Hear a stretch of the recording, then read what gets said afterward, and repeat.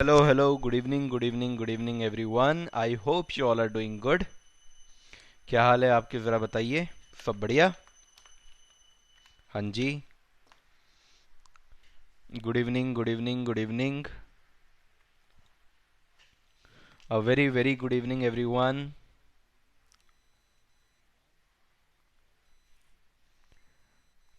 सब आ गए हैं. बहुत बढ़िया, बहुत बढ़िया. चलिए करें शुरू. चलिए. बहुत बढ़िया प्रियांशी. जय महाकाल अमन. राधे राधे. राम राम. चलिए शुरू करें अब.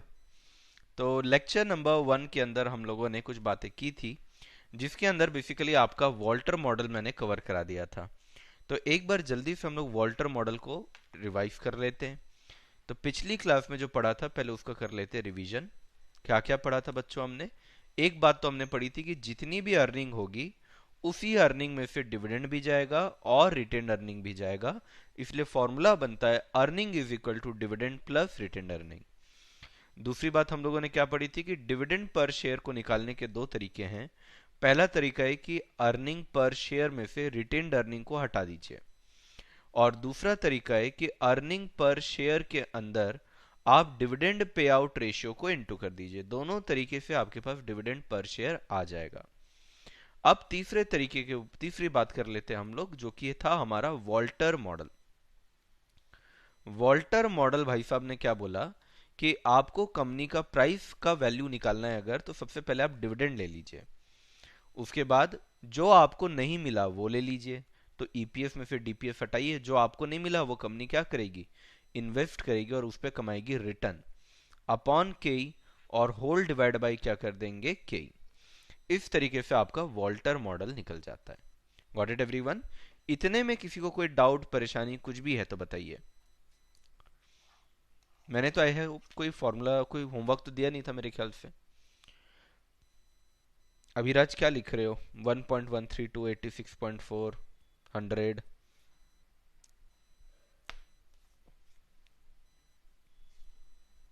Done everyone. Very good, very good. Raj, Gaurav, very good. Good evening Sakshi. Very good Raj, very good Priyanshi, very good, very good, very good. ऐसे ही लिखा करो, अच्छा है, चीजें याद होंगी. आज अपन एक छोटा सा थ्योरी टॉपिक पढ़ लेते हैं पहले. कोई भी डिविडेंड के फैक्टर्स जो है ना वो आपके एग्जाम में आ सकते हैं, क्योंकि अभी तक तो आया नहीं है. तो हम लोग को पढ़ना है फैक्टर्स अफेक्टिंग डिविडेंड डिसीजन. ये आप हेडिंग डालिए, factors affecting dividend decision. Factors affecting dividend decision कि डिविडेंड ज्यादा देना है कि कम देना है, ये डिपेंड करेगा कुछ फैक्टर्स के ऊपर. और वो फैक्टर्स कौन से हैं ये अपन बात करेंगे आज के लेक्चर में. ठीक है. गॉर्डन मॉडल भी पढ़ेंगे. सबसे पहला आ जाता है आपका लीगल रेस्ट्रिक्शन. लीगल रेस्ट्रिक्शन पहले आप हेडिंग दे दीजिए. चलिए, हो सकता है कुछ बच्चे लिख रहे हो. हेडिंग दे दीजिए पहले. अच्छा, कल 5 वाला होमवर्क दिया था क्या मैंने. मुझे लगा मैंने नहीं दिया है. लेट मी सी.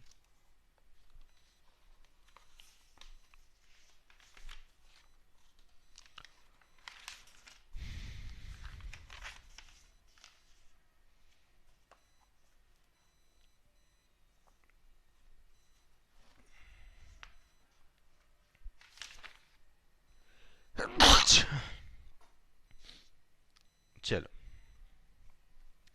अब आते हैं आगे. सबसे पहले पॉइंट पे आइए, इसका नाम है लीगल रेस्ट्रिक्शन. लीगल रेस्ट्रिक्शन बोले तो क्या, लीगल रेस्ट्रिक्शन बोले तो कंपनीज लॉ तो आपने पढ़ा ही हुआ है, कंपनीज एक्ट तो आपने पढ़ा ही हुआ है. कंपनीज एक्ट 2013 में आप लोगों ने कई सारे सेक्शन पढ़े होंगे, जो कि सेक्शन नंबर 123 से चालू होकर 125 तक जाते हैं. इसी के अंदर बहुत सारे रेस्ट्रिक्शंस डाले गए हैं. ठीक है, इसी के अंदर बहुत सारे रेस्ट्रिक्शन डाले गए हैं कि अगर आपकी कंपनी में कम प्रॉफिट है, इनएडिक्वेट प्रॉफिट है, या प्रॉफिट ही नहीं है, तो भैया इतने लिमिट तक ही आप डिविडेंड दे सकते हो, उससे ज्यादा डिविडेंड नहीं दे सकते. याद आ रहा है कि नहीं आ रहा है, याद आ रहा है कि नहीं आ रहा है. तो भैया कुछ ऐसे सेक्शंस डाले गए हैं जिसके वजह से आपके ऊपर रेस्ट्रिक्शन आ गया है. क्लियर हुआ. तो अगर आपके ऊपर कोई ऐसा रेस्ट्रिक्शन है तो फिर आपका डिविडेंड क्या हो जाएगा, कम। और अगर आपके ऊपर ऐसा कोई रेस्ट्रिक्शन नहीं है तो आपका डिविडेंड क्या हो जाएगा, ज्यादा। तो देखिए इस तरीके से समरी चार्ट बनाइएगा। Point number 1, legal restriction. अगर लीगल रेस्ट्रिक्शन है तो भैया रोक है, रिस्ट्रिक्शन मतलब रोक है, आपको रोक रही है, लॉ रोक रही है कि नहीं बाबू इतना डिविडेंड मत दो। तो ऐसे केस में आपका डिविडेंड क्या रहेगा बच्चों, लो रहेगा, कम रहेगा। लेकिन अगर कोई रेस्ट्रिक्शन नहीं है, यानी कि लॉ आपको नहीं रोक रहा है, लॉ आपको किसी तरीके से नहीं रोक रहा है, तो फिर आप डिविडेंड चाहे तो हाई भी दे सकते हैं। आप अगर डिविडेंड चाहे तो हाई भी दे सकते हैं। तो इस तरीके से बच्चों में हर पॉइंट में समरी बनाऊंगा, आप भी कॉपी में समरी बनाते हुए चलिए। पॉइंट नंबर 1 क्या है बच्चों, लीगल रेस्ट्रिक्शन। अगर कोई लीगल रेस्ट्रिक्शन है तो डिविडेंड लो हो जाएगा, अगर लीगल रेस्ट्रिक्शन नहीं है तो डिविडेंड हाई हो जाएगा। देखिए क्या लिखा है, as regard cash dividend several legal restriction bear upon it, a firm may not pay a dividend which will impair capital. Firm भी सोचती है कि फिर अपन ज्यादा डिविडेंड नहीं देते अगर हमारे ऊपर लीगल रेस्ट्रिक्शन है। Dividend must be paid out of firms earning और करंट अर्निंग। डिविडेंड तो आप भैया कोई भी रिजर्व उठा के नहीं दे सकते, उसके ऊपर भी रेक होता है कि भैया ऐसा नहीं है ना कि आप कोई भी रिजर्व बनाओ, रिवैल्यूएशन रिजर्व ये वो कुछ भी रिजर्व बनाओ और उसमें से दे दो। नहीं भैया, पीएनएल, जनरल रिजर्व, सिर्फ डिविडेंड वहीं से दिया जा सकता है। बोनस शेयर कहीं से भी नहीं दिया जा सकता, बोनस शेयर के ऊपर भी रेस्ट्रिक्शन है कि इन जगहों से ही दिया जा सकता है। तो ऐसे केस में आपको उन सारी चीजों का ध्यान रखना पड़ता है। आगे, कॉन्ट्रैक्ट या एग्रीमेंट फॉर बॉन्ड या लोन बॉन्ड या लोन में रिस्ट्रिक्ट डिविडेंड पेमेंट। कई बार ऐसा होता है कि आपने बैंक से लोन लिया हुआ है, तो बैंक बोलती है भाई ज्यादा डिविडेंड मत देना, ज्यादा डिविडेंड दे देगा तो पूरा का पूरा तेरा प्रॉफिट चला जाएगा। तूने 10 रुपए कमाया, 6 रुपए तू डिविडेंड दे देगा, तो मेरा इंटरेस्ट कैसे देगा, मेरा लोन कैसे देगा। ना मुन्ना ना। अगर अगर तुमने मुझसे लोन लेना है तो मुझे ये साइन करके दो कि 4 रुपए से ज्यादा डिविडेंड कभी भी नहीं दोगे। समझ में आया कि नहीं आया। तो बैंक वाले ना कई बार इस तरीके से रेस्ट्रिक्शन लगा देते हैं, बोलते हैं कि हम आपको लोन देंगे पर एक ही शर्त पे देंगे कि आप डिविडेंड इस पर्टिकुलर परसेंटेज या इस पर्टिकुलर अमाउंट से ज्यादा आप नहीं दोगे, तो भी आपको रुकना पड़ेगा। The purpose of legal restriction is to ensure that the payment of dividend may not cause insolvency। पता चल रहा है पूरा का पूरा डिविडेंड ही रूप में हमने बांट दिया और बाद में ना आप इंटरेस्ट दे पा रहे हो ना आप लोन चुका पा रहे हो, और बैंक वाले आए ताला लगा के चले गए। So this is not good. तो ताकि आप इंसॉल्वेंसी ना फेस करो, दिवालिया बोलते ना, आपका दिवालिया ना निकल जाए, इसी वजह से डिविडेंड के ऊपर रोक लगाया जाता है। यहां तक समझ में आया कि नहीं आया बच्चों। ये क्या है भाई,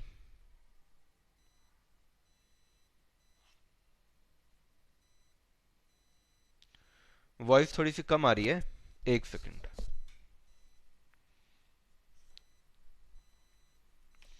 जस्ट सेकंड।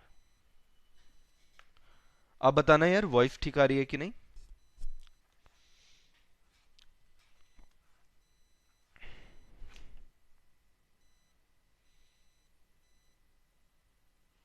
अब बताओ बच्चों वॉइस ठीक है कि नहीं है, बच्चों बताओ बताओ बताओ। हाँ जी,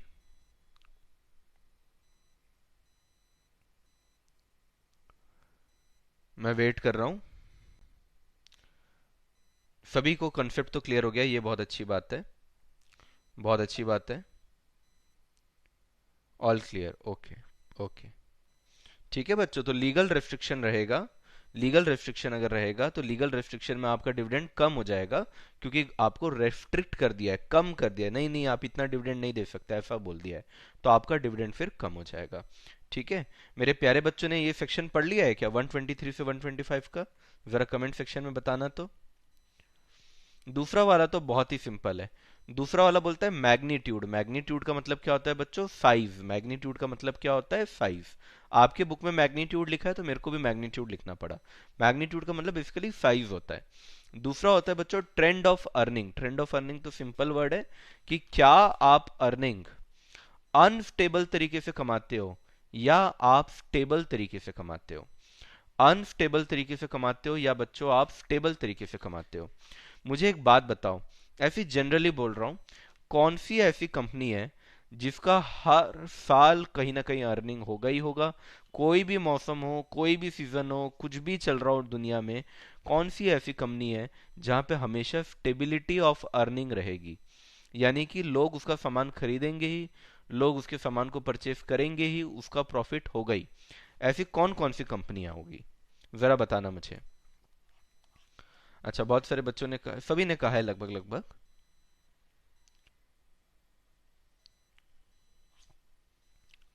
नहीं, आज पूरा थ्योरी नहीं है। अभी स्टार्टिंग का 10 मिनट और लूंगा मैं, जिसमें थ्योरी आएगा। हंशिका ने कहा है कपड़े। रिलायंस ने नहीं, कंपनी का नाम नहीं बोल रहा हूं मैं, उस सेक्टर का नाम बोल रहा हूँ, ठीक है। गौरव। मेडिसिन। पेट्रोल। ओके। आईटीसी कहा है कोयल ने।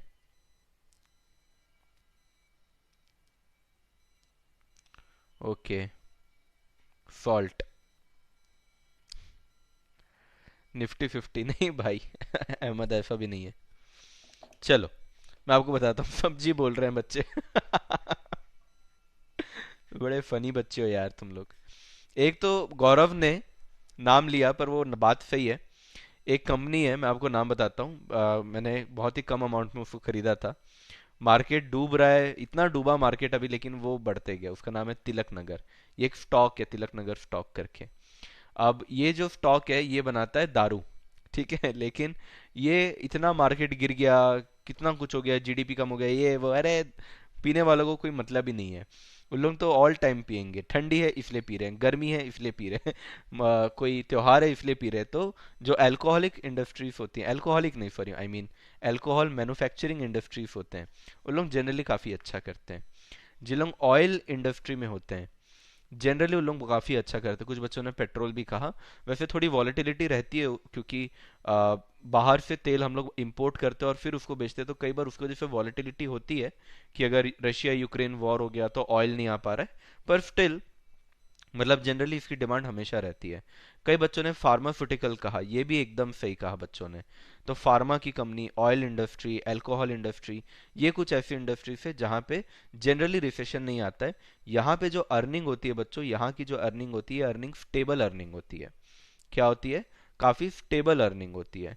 यानी जनरली यहाँ पे हमेशा एक जैसा अमाउंट आते रहता है। स्टील कंपनी हो गई, ठीक है, वो भी काफी अच्छा एग्जांपल है। पेंट कंपनियां हो गई, यहाँ पे जनरली आराम से यहाँ पे ना अर्निंग होते रहती है। मार्केट बहुत ज्यादा गिरता बढ़ता है तो भी अर्निंग यहाँ पे स्टेबल रहती है। तो बच्चों, समरी बनाना, अर्निंग दो प्रकार की हो सकती है।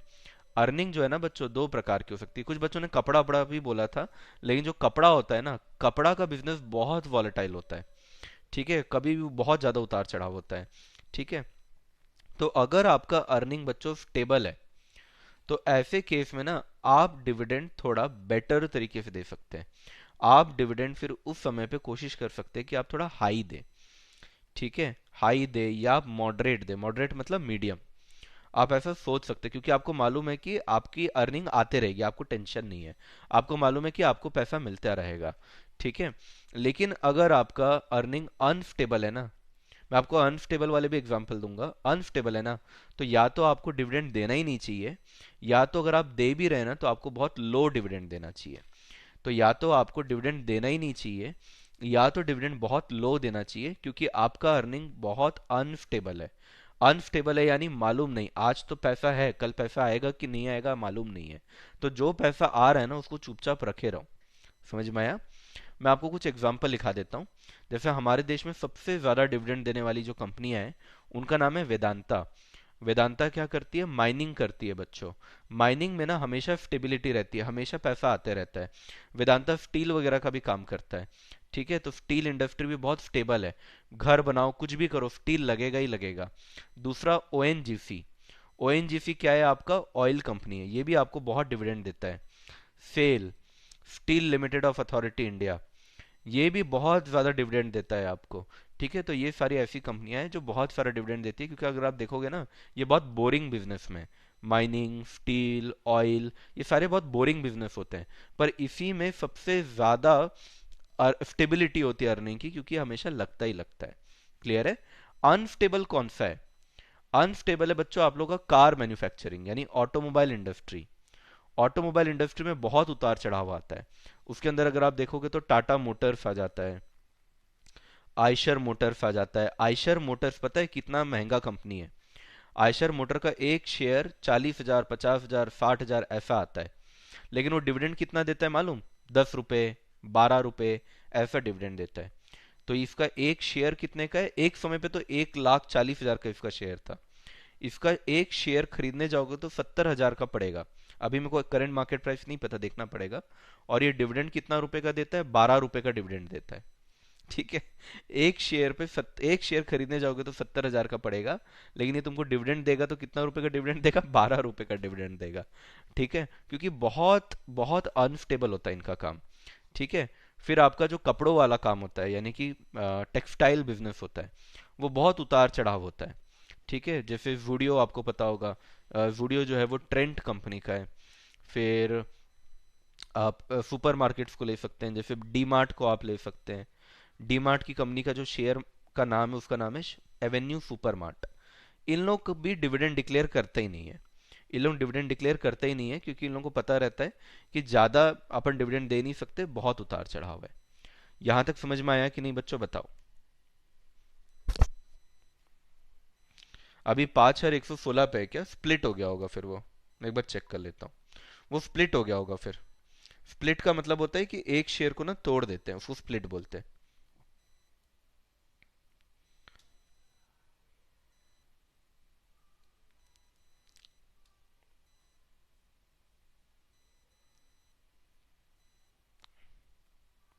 हाँ, अभी तो 511 रुपए का दिख रहा है मेरे को। 511 रुपए का दिख रहा है मुझे। और ये एक समय पे कुछ 1 लाख समथिंग का था, अभी तो इसको काफी इन्होंने तोड़ तोड़ के ना छोटा कर दिया एकदम। हाँ, कोल इंडिया भी आता है, वेरी गुड अर्पित। नहीं नहीं, माइनिंग मतलब अरे कहाँ ये, कहाँ क्रिप्टो विप्टो में चला गया भाई? क्रिप्टो माइनिंग नहीं, कोल माइनिंग। हाँ, Avenue super mart. D mart का, डी मार्ट जो सुना होगा ना आपने, डी मार्ट, वो डी मार्ट का जो ऑफिशियल नाम है वो एवेन्यू सुपर मार्ट है। आई होप आप लोगों ने ये लिख भी लिया होगा कि अगर मेरी अर्निंग स्टेबल है तो मैं ज्यादा पैसे खर्च कर सकता हूँ, डिविडेंड दे सकता हूँ। लेकिन अगर मेरी अर्निंग अनस्टेबल है, मुझे खुद ही नहीं पता मेरे पास कल पैसा आएगा कि नहीं आएगा, तो डिविडेंड या तो दो ही मत, या तो बहुत लो डिविडेंड दो। दूसरा क्या है बच्चों? मैग्नीट्यूड यानी साइज। साइज का मतलब ये है कि अगर, ये तो बहुत सिंपल है, बच्चा बच्चा भी बता सकता है, कि अगर तुम्हारा अर्निंग अर्निंग का जो साइज है, अर्निंग का जो साइज है अगर वो ज्यादा है, तो तुम डिविडेंड भी क्या दोगे? ज्यादा ही दोगे। ये क्या बात हुई? ये तो बहुत सिंपल है। ज्यादा कमाऊंगा तो ज्यादा डिविडेंड दूंगा, कम कमाऊंगा तो कम डिविडेंड दूंगा, नहीं कमाऊंगा तो नहीं डिविडेंड दूंगा। क्या ये बात समझ में आई बच्चों? तो मैग्नीट्यूड मतलब साइज। तो आप जितना ज्यादा कमाओगे, आप जितना ज्यादा कमाओगे, आप डिविडेंड भी क्या दोगे? उतना ज्यादा दोगे। अगर तुम कम कमाओगे तो तुम डिविडेंड भी क्या दोगे? कम ही दोगे। तो ये तीसरा पॉइंट हो गया आपका, अर्निंग साइज। यहां तक मुझे बताओ बच्चों, आपको क्लियर हुआ कि नहीं हुआ?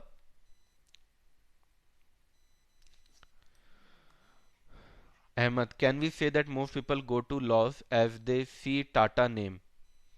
नहीं समझा मैं आपकी बात।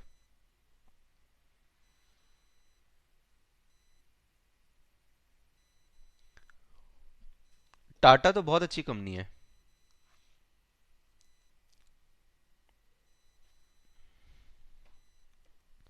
चलो आगे आते हैं। Desire and type of share holders बच्चों, ये बहुत इंपॉर्टेंट है, मुझे लगता है ये एग्जाम में डायरेक्ट क्वेश्चन में भी आ सकता है।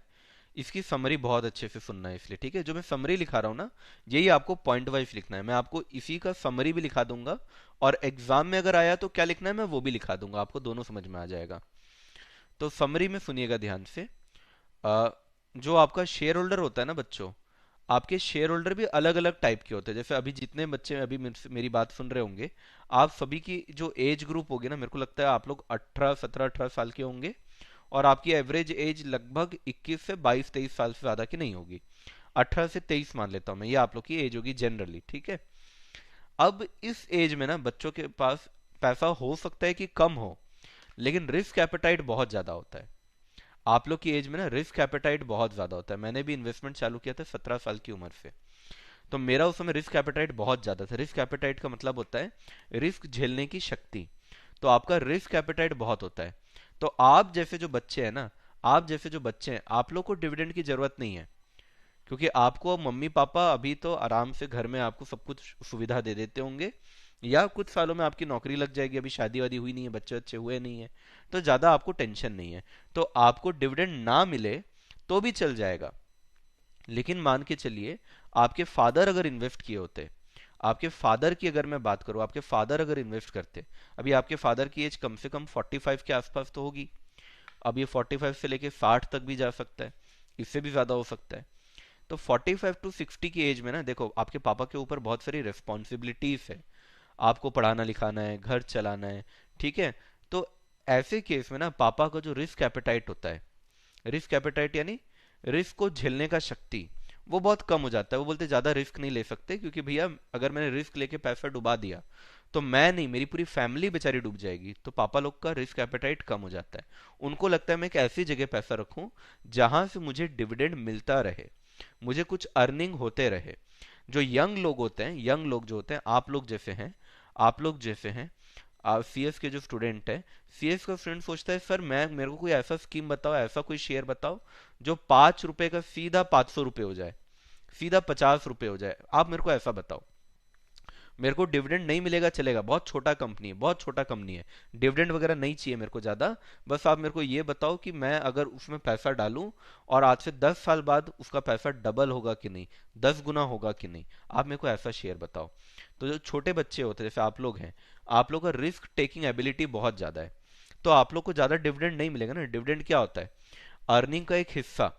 तो आपको ज्यादा डिविडेंड नहीं मिलेगा, आपको ज्यादा बैंक में पैसा नहीं मिलेगा तो भी चल जाएगा, अभी आपका काम चल जाएगा, ज्यादा रिस्पॉन्सिबिलिटी नहीं है। लेकिन पापा की एज में आओगे तो आपको लगातार कैश फ्लो चाहिए होगा, कि मुझे लगातार पैसा मिलते रहे। समझ में आया आप सभी को? तो ऐसे केस में क्या होता है, शेयर होल्डर दो टाइप के होते हैं बच्चों। पहले टाइप का शेयर होल्डर क्या होता है? शेयर होल्डर जो यंग हो, जिसका रिस्क एपेटाइट ज्यादा हो, ठीक है, या अगर उसका कोई ऑलरेडी ऑलरेडी कोई उसका इनकम का सोर्स है, इनकम का ऑलरेडी कोई प्राइमरी सोर्स है, प्राइमरी सोर्स एग्जिस्ट। तो ऐसे केस में ना इन लोगों को, यंग लोग को, जिनको रिस्क लेने का बहुत अच्छा लगता है, रिस्क लेना पसंद है, ऐसे लोग को या तो डिविडेंड चाहिए ही नहीं होता है। वो लोग बोलते हैं आप डिविडेंड मत दो मेरे को, वो पैसा आप अपने पास रखो, मेरे को डिविडेंड नहीं चाहिए, चिल्लर नहीं चाहिए, मेरे को एक साथ बहुत बड़ा अमाउंट मेरे को निकाल के दो। तो या तो डिविडेंड चाहिए ही नहीं होता है उन लोगों को, या तो बहुत कम डिविडेंड चाहिए होता है। पर जो विडो होते हैं ना, विडो का मतलब है जिनका हस्बैंड नहीं है, ठीक है, तो वो किस पे डिपेंडेंट है? वो डिविडेंड पे डिपेंडेंट है, कि भैया मेरे पति ने या मैंने अपने समय पे क्या किया कि किसी शेयर वगैरह को लेकर रखा। अब मैं विडो हूँ, ठीक है, मेरा हस्बैंड नहीं है, तो मेरे को कम से कम अर्निंग का सोर्स यहाँ से आते रहे, डिविडेंड मेरे को मिलता रहे। या कोई इंसान जिसने रिटायरमेंट ले लिया है, कोई मैडम या सर हैं जिन्होंने अब रिटायरमेंट ले लिया है, वृद्ध हो गए, अब वो काम नहीं करते, तो उनके पास कोई और कमाने का जरिया नहीं है, ठीक है। या तो जिनका रिस्क एपेटाइट बहुत कम है, उनको चाहिए कि भैया बस पैसा आते रहे, ज्यादा नहीं चाहिए मेरे को, ऐसा नहीं चाहिए कि 10 गुना हो जाए, 100 गुना हो जाए, बस जो लगाया हूं वो ना डूबे और थोड़ा थोड़ा पैसा मिलता रहे। तो ऐसे लोग को बोलते हैं कि इनका रिस्क एपेटाइट कम है, ठीक है। या जो लोग ओल्ड लोग होते हैं, बूढ़े लोग होते हैं, ठीक है, अभी आपके पापा को बूढ़ा नहीं कह रहा हूं मैं, लेकिन आपके पापा की एज बहुत ज्यादा है, मेरे पापा तो अभी है नहीं, मेरी मम्मी की एज बहुत ज्यादा है, तो ऐसे लोग का रिस्पॉन्सिबिलिटी बहुत ज्यादा रहता है। इसी वजह से डिविडेंड इनको क्या चाहिए रहता है? बहुत सारा चाहिए रहता है, हाई डिविडेंड डिजायर करते हैं लोग। तो अगर आपके ऐसे शेयर होल्डर है तो कम डिविडेंड दीजिए, या तो दीजिए ही मत, और अगर ऐसे शेयर होल्डर्स हैं तो आपको ज्यादा डिविडेंड देना पड़ेगा। यहां तक समझ में आया कि नहीं आया?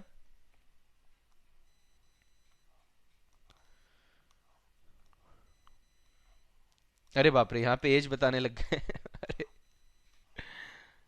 ठीक है। कई लोगों ने लिखा है 18, कुछ ने लिखा है 20, किसी ने लिखा है 19, किसी ने लिखा है 21, ठीक है भाई।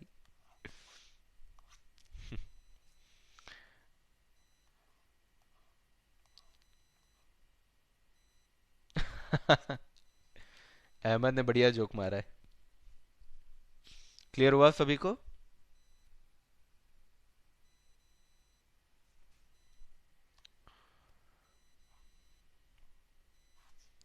चलो आगे बढ़ते हैं। ओहो। हम्म, तो ये बात को अगर आपको एग्जाम में लिखना होगा तो बच्चों कैसे लिखेंगे? अभी एग्जाम का प्रेजेंटेशन बता रहा हूँ ना, एग्जाम का प्रेजेंटेशन बता रहा हूँ। क्योंकि अभी हमने चार पांच तो बता दिए फैक्टर्स, अब देखो एग्जाम में यही आ गया, मान लो क्वेश्चन में आ गया। क्योंकि आपको एफएम में ना केस स्टडी वगैरह नहीं आता, ये मैं आपको पहले ही बता दूं। एफएम के जो थ्योरी होता है, एफएम में भी थ्योरी आता है 20 नंबर का, और एफएम में जो 20 नंबर का थ्योरी आता है, इसमें केस स्टडी कभी भी नहीं पूछता है। इसके अंदर केस स्टडी कभी भी नहीं पूछेगा, आपको डायरेक्ट क्वेश्चन देगा, हमेशा डायरेक्ट क्वेश्चन देगा। तो जैसे उसने बोल दिया state factors affecting dividend decision, ये आप लोग लिख भी लीजिए, state factors affecting dividend decision. मैं हर जगह डिविडेंड को डीआईवी डॉट लिखता हूं, आई होप आप लोग को समझ में आ जाता होगा। तो सबसे पहले तो आप यही वाला पॉइंट लिख देंगे कि भैया फैक्टर्स अफेक्टिंग, मेरी राइटिंग थोड़ी सी खराब है, factors affecting dividend decision are as follows, are as follows. अब जैसे आप लोगों ने जो जो पढ़ा है ना, वो आपको बस 5 पॉइंट लिखना है, क्योंकि 5 मार्क्स का आता है। ये क्वेश्चन जब आएगा तो 5 नंबर का आएगा, तो आपको 5 पॉइंट तो लिखना ही है। जनरली ऐसा ही होता है कि आपका 5 नंबर का क्वेश्चन है तो 5 पॉइंट, 4 नंबर का क्वेश्चन है तो 4 पॉइंट, ये तो आपको पता ही होगा बेसिक्स है। सबसे पहले जैसे आपने लिख दिया point number A, magnitude. Magnitude लिखिए, डैश कर दीजिए और इसको कर दीजिए अंडरलाइन। अब इसके अंदर आप बुलेट पॉइंट्स में लिख दीजिए, 2 बुलेट पॉइंट में लिखिए जो मैंने समरी में लिखा है। समरी में देखो मैंने क्या लिखा है, अगर मैग्नीट्यूड ज्यादा है, साइज ज्यादा है, तो डिविडेंड भी ज्यादा होगा, अगर साइज कम है, मैग्नीट्यूड कम है, तो डिविडेंड भी क्या हो जाएगा, कम। तो आप कैसे लिखेंगे इसको? If the company has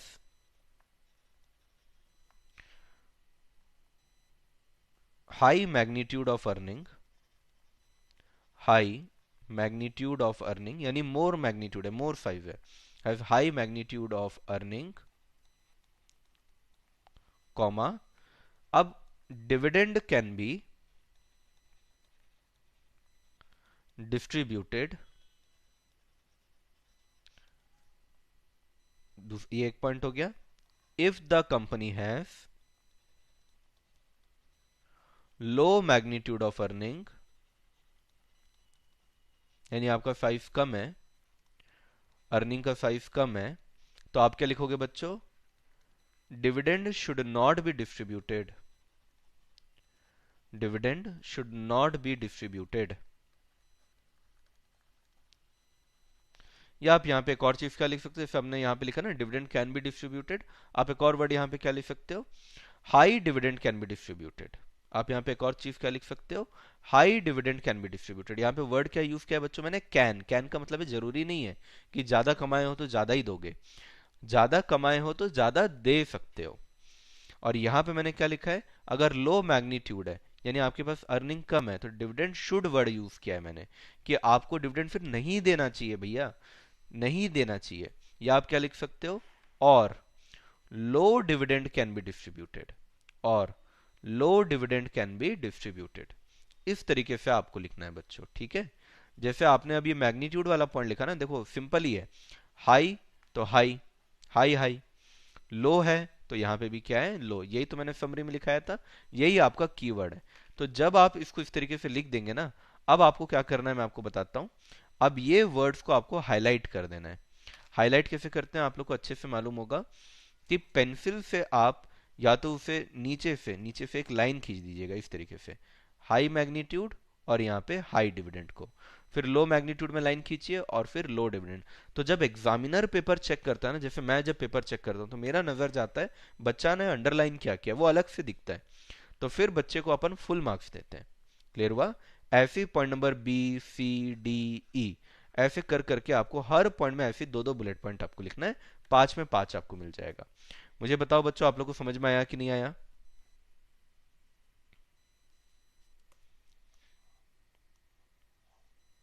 Piyush हमसे ज्यादा नहीं खराब है।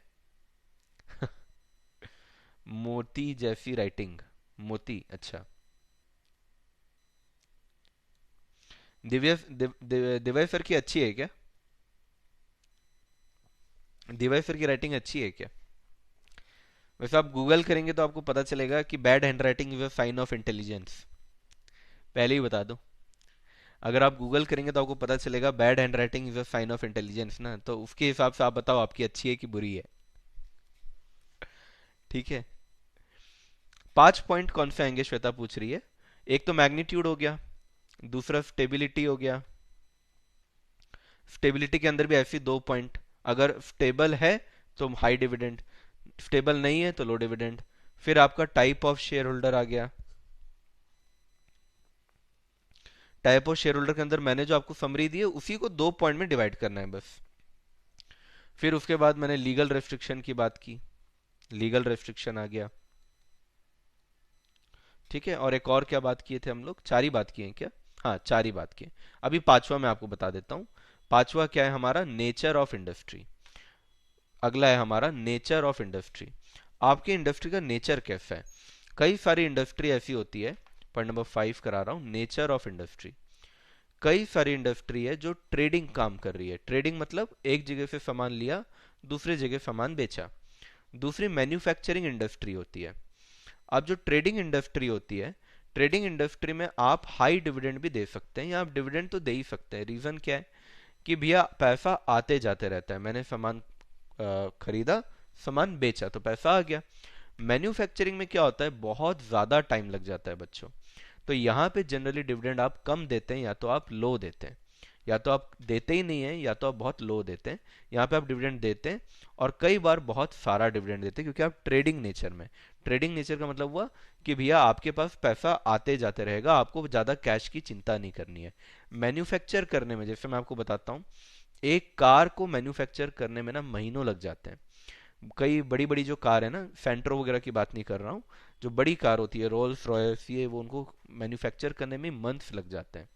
तो महीने लगाने के बाद तो जाके वो बिकेगा, तो हमारा कैश अटका रहता है बहुत समय तक। तो जब आपके पास कैश कम है तो आप ज्यादा डिविडेंड अगर दे दोगे तो कैश और कम हो जाएगा। तो ऐसा गलत काम नहीं करते। कई सारे इंडस्ट्री में कैश फ्लो अच्छा होता है, जैसे ट्रेडिंग अगर आप कर रहे हैं, ट्रेडिंग का मतलब होता है सामान खरीद के बेचना, तो आपके पास कैश फ्लो अच्छा आएगा तो आप डिविडेंड दे सकते हो।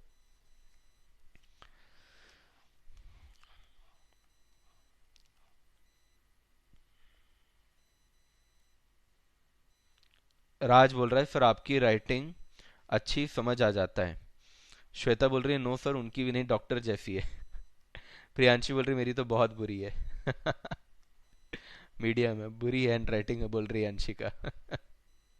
सर ये फैक्टर्स का क्वेश्चन आया, तो हम कोई भी पॉइंट से लिख सकते हैं सारे, हाँ कोई भी पॉइंट लिख सकते हो, कोई भी लिख सकते हो। ठीक है, चलो अगले में आ जाओ, कोई भी पांच आप पिक कर लेना, मैं सारे बता दूंगा। एज ऑफ कंपनी, यहां से बहुत सिंपल सिंपल है। एज बच्चों, अगर कोई कंपनी अभी अभी तो पैदा हुई है, अभी अभी तो स्टार्टअप है उसका, अभी से मान लो कि वो डिविडेंड देना शुरू कर दी, तो ये सही लगता है आपको? नहीं भाई, अभी तो तू खुद अपने पास पहले पैसा रख ले। ठीक है, तो स्टार्टअप वाली कंपनी में डिविडेंड नहीं देना चाहिए, या आपको लो डिविडेंड देना चाहिए। जो ओल्ड कंपनीज है, मैच्योर्ड कंपनीज है, यानी जो बहुत सालों से काम कर रही है, जैसे टाटा, रिलायंस, ठीक है, H D F C, S B I, ये बहुत पुरानी कंपनियां हैं। ये कंपनियां जो होंगी, ये कंपनियां डिविडेंड देगी। Got it everyone? Startup company जैसे ओला का नाम आपने सुना होगा, ओला को डिविडेंड नहीं देना चाहिए, डिविडेंड देगी भी नहीं ओला वैसे, उसको नहीं डिविडेंड देना चाहिए। क्यों? क्योंकि अभी अभी तो पैदा हुई है वो, पहले अपने पैरों पे खड़े तो हो जाओ, फिर किसी और को लेकर चलना। ठीक है, तो डिविडेंड बांटने के पहले खुद अपने पैरों पे खड़े हो जाओ। तो जो नई नई कंपनी है उनको डिविडेंड नहीं देना चाहिए। Point number 6, future financial requirement. Future financial requirement, अगर आपको लग रहा है कि फाइनेंशियल रिक्वायरमेंट यानी कैश की रिक्वायरमेंट, अगर आपको लग रहा है ना कि फ्यूचर में आपको पैसों की जरूरत पड़ेगी, अगर आपको लग रहा है कि फ्यूचर में पैसों की जरूरत पड़ेगी, तो पगले टाइप का बांट क्यों रहे हो? अगर फ्यूचर में पैसों की जरूरत पड़ेगी तो डिविडेंड मत बांटो, मत बांटो। और अगर फ्यूचर में आपको लगता है कि पैसों की जरूरत नहीं पड़ेगी, या कम पैसों की जरूरत पड़ेगी, या कम पैसों की जरूरत पड़ेगी, तो फिर डिविडेंड बांट दो। क्योंकि ऐसा तो हो नहीं सकता कि पैसों की जरूरत ही ना पड़े। तो ऐसा हो सकता है कि अभी हाल ही में तो मेरे को ज्यादा पैसा नहीं चाहिए, तो फिर आप डिविडेंड को बांट सकते हो। क्लियर हुआ? पॉइंट नंबर 6 और 7 क्लियर हुआ क्या बच्चों? गौरव ने कहा है new startup can't provide dividend for at least 1 year. फिर तो सर हम भी जीनियस हुए, साक्षी कह रही है। ओके, क्लियर हुआ सभी को? चलो आगे बढ़ते हैं, आगे बढ़ते हैं। लास्ट है हमारा टैक्सेशन। अभी हमारी प्यारी प्यारी निर्मला सीतारमन जी, आपको तो मालूम है टैक्स हर चीज में डाल दी है। तो इस टैक्स को डालने की वजह से क्या होता है, अगर कंपनी मान लो डिविडेंड देती है और डिविडेंड के साथ टैक्स भी देना पड़ जाता है, तो कंपनी बोलती है फिर तो हम ज्यादा डिविडेंड नहीं देंगे। क्लियर हुआ? तो अगर डिविडेंड के ऊपर अगर टैक्स लगता है, अगर डिविडेंड के ऊपर टैक्स लगता है, जैसे मान लो कंपनी ने 100 रुपए का डिविडेंड दिया और उसके ऊपर मान लो 50% का टैक्स लग गया कि आपने डिविडेंड दिया, चलो अब उस डिविडेंड पे आप टैक्स दो, तो कंपनी को तो 15 रुपए का पड़ गया भाई। फिर वो कंपनी 10 रुपए का डिविडेंड दे रही थी, 50% को उसके ऊपर टैक्स लगा दिया, तो कंपनी का खर्चा कितना हो गया, कंपनी का कॉस्ट कितना हो गया, 15 रुपए हो गया। 10 रुपए का डिविडेंड, 50% का टैक्स।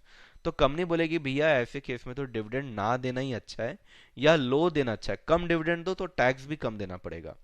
लेकिन अगर डिविडेंड के ऊपर टैक्स नहीं लगता, जो कि मुझे नहीं लगता इंडिया में हो सकता है, दुबई वगैरह में होता है ऐसा, अगर डिविडेंड के ऊपर अगर टैक्स नहीं लगता है ना, तो जैसे आपका जो डिविडेंड है वो 10 रुपए का ही है या बहुत ही लो टैक्स लगता है, तो आपका 10 रुपए का डिविडेंड है मान लो, टैक्स तो है नहीं, तो आपका कॉस्ट भी कितना हो रहा है, सिर्फ 10 रुपए ही हो रहा है।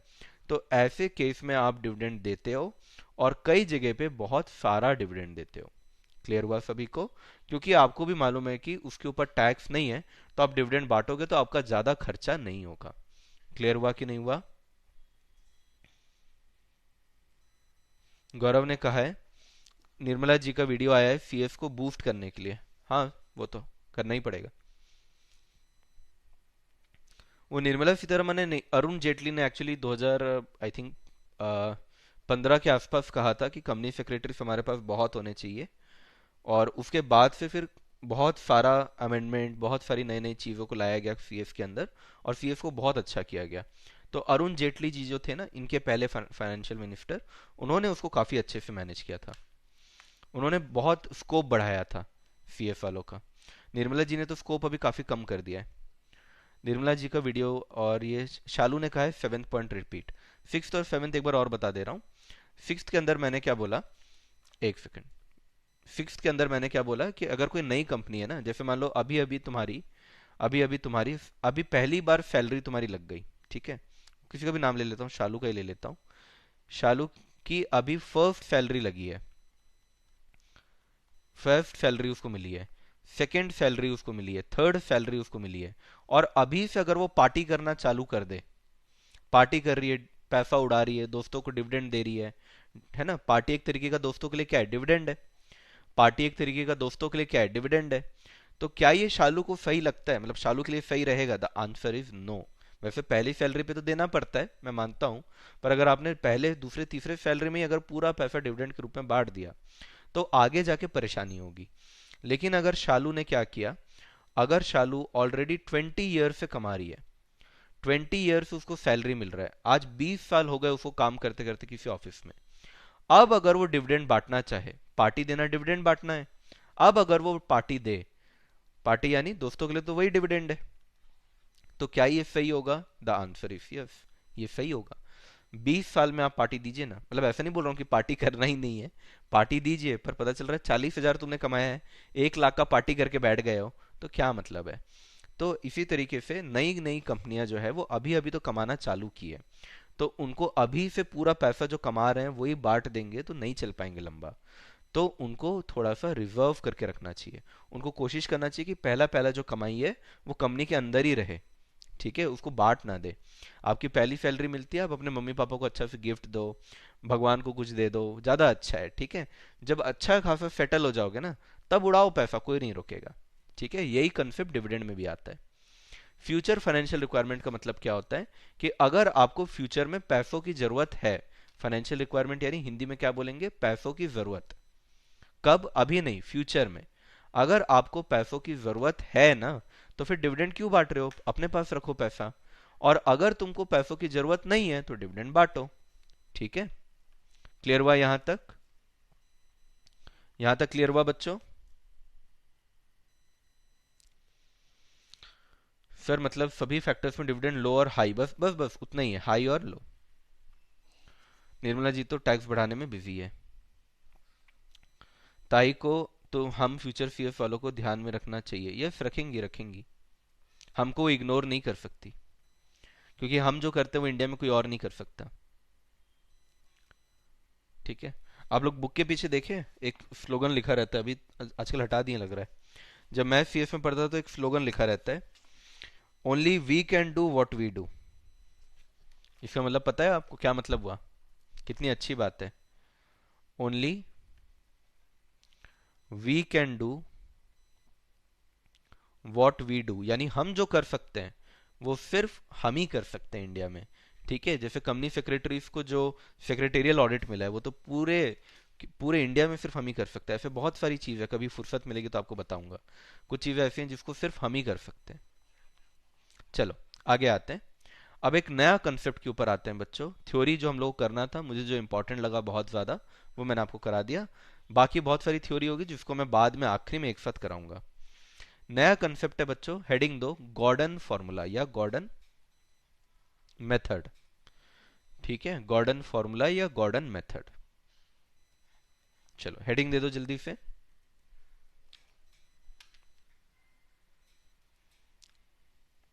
श्वेता ने बोला है कंसेप्ट हो जाता है क्लियर। लीगल लैंग्वेज में श्वेता आपको एफएम में लिखने की जरूरत नहीं है, एफएम में कोई आ, वो इशू नहीं है।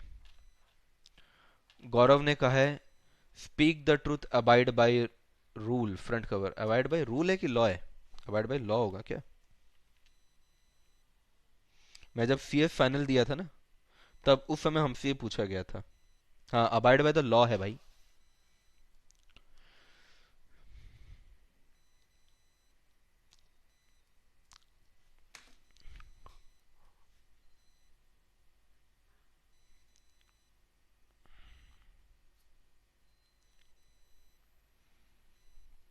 चलो डन। तो इसके अंदर दो होते हैं बच्चों, एक होता है आपका ग्रोथ और एक होता है विदाउट ग्रोथ। एक होता है बच्चों ग्रोथ और दूसरा होता है विदाउट ग्रोथ। तो पहले हम लोग विदाउट ग्रोथ करेंगे और उसके बाद फिर हम लोग ग्रोथ पे चलेंगे। विदाउट ग्रोथ के पहले मुझे एक बात बताओ बच्चों। अच्छा फॉर्मूला चलो लिख देता हूं पहले। P0 is equal to D0 divided by K E minus जी। पहले तो आप फॉर्मूला लिख लीजिए। इसके अंदर D0 का मतलब क्या है बच्चों? डिविडेंड है। आप D0 की जगह डीपीएफ लिखेंगे तो भी चलेगा, कोई इशू नहीं है। ठीक है, अगर आपको D0 अच्छा नहीं लगता है आप डीपीएफ भी लिख सकते हैं। के ई का मतलब तो आपको मालूम ही है, कॉस्ट ऑफ इक्विटी। के ई का मतलब कॉस्ट ऑफ इक्विटी। और जी का मतलब होता है बच्चों ग्रोथ। जी का मतलब होता है ग्रोथ।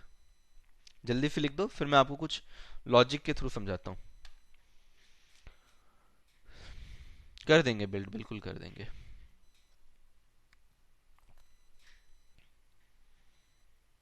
ऑडिट ऑफिसर भी करते हैं ऑडिट। कौन ऑडिट ऑफिसर?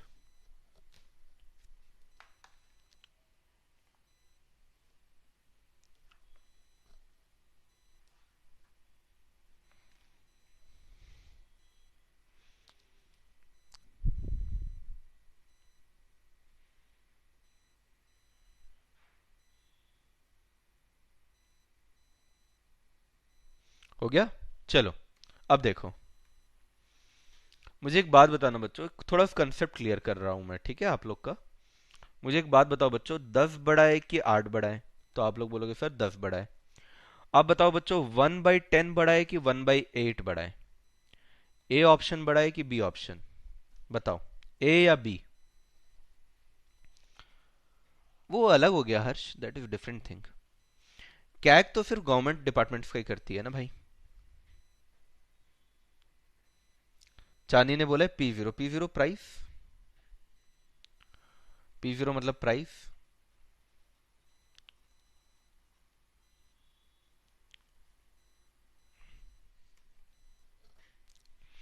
सभी बच्चों ने करेक्ट आंसर दिया है ऑप्शन नंबर बी। सभी बच्चों ने करेक्ट ऑप्शन दिया है ऑप्शन नंबर बी। क्योंकि अगर आप देखें तो 1/10 कितना हो जाता है? 0.1। लेकिन अगर आप 1/8 करेंगे तो मेरे ख्याल से 0.125 आएगा। मैं एक बार फिर कैलकुलेटर में देख लूं। 1/8, हाँ 0.125। इसी तरीके से मुझे बताना बच्चों, अगर मैं बोलूँ 10% बड़ा है कि 8% बड़ा है, तो तुम क्या बोलोगे? 10% बड़ा है सर। लेकिन अगर मैं बोलूँ 1/10% बड़ा है कि 1/8% बड़ा है, तो क्या बोलोगे? क्या बोलोगे मेरे नन्हे मुन्ने प्यारे प्यारे बच्चों, क्या बोलोगे?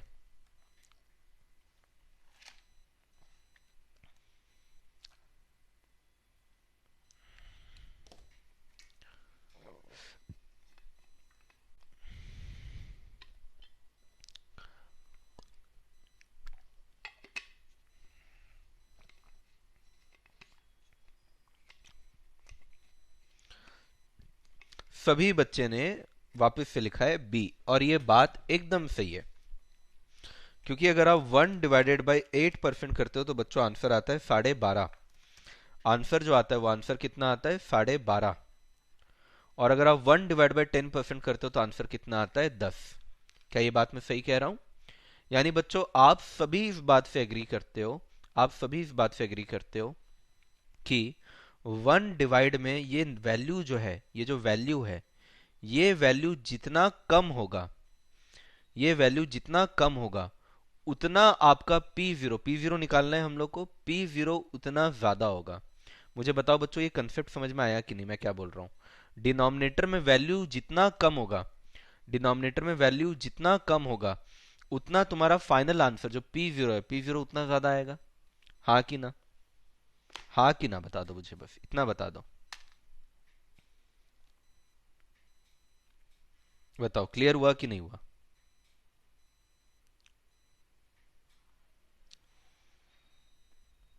हो गया क्लियर सभी को पक्का? तो अब समझो बच्चों कि अगर मान लो दो कंपनियां हैं, दो कंपनी है, एक कंपनी ए है, दूसरी कंपनी बी है। इसने भी डिविडेंड जो दिया है, जिसको अपन D0 बोलते हैं, ये डिविडेंड दिया है 5 रुपए, आप डीपीएस भी बोल सकते हैं ना। इसने भी डिविडेंड दिया है 5 रुपए। इसका केई 10% है, ग्रोथ इसका 6% है, इसका केई 10% है, और ग्रोथ जो है वो 7% है। तो किस कंपनी का प्राइस ज्यादा होगा बच्चों? प्राइस निकाल के बताओ, प्राइस निकाल के बताओ, किस कंपनी का प्राइस ज्यादा होगा? तो प्राइस का फॉर्मूला क्या है बच्चों? D0/K-G।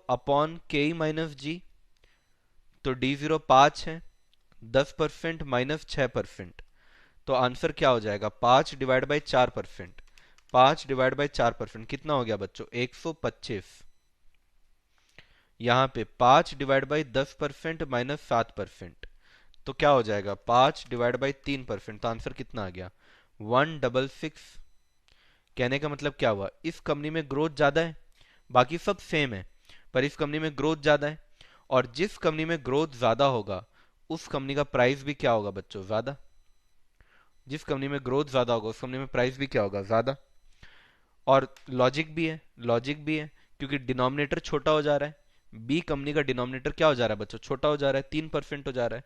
और ए कंपनी का डिनोमिनेटर कितना है बच्चों? 4% है। डिनोमिनेटर छोटा तो आंसर बड़ा। यहां तक की बात क्लियर हुई कि नहीं हुई बच्चों? बताना जरा।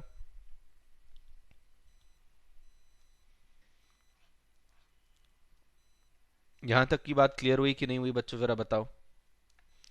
सभी को आया समझ? कोई ऐसा बच्चा जिसको नहीं समझ में आया हो बताओ। बहुत बढ़िया। बीच का किसका मिस हो गया? अच्छा, साक्षी का मिस हो गया। क्लियर है एकदम सभी को? चलो एक क्वेश्चन करो फिर। चलो एक क्वेश्चन करो। ए बी और सी तीनों का निकालना, ठीक है? ए का डिविडेंड है बच्चों 12 रुपए, बी का डिविडेंड है बच्चों 10 रुपए। ये 10 है ना, 10, ठीक है? और इसका डिविडेंड है 15 रुपए। ग्रोथ है बच्चों इसका 10%, इसका है 8%, और इसका है 15%। 15 नहीं, सॉरी सॉरी, 5%।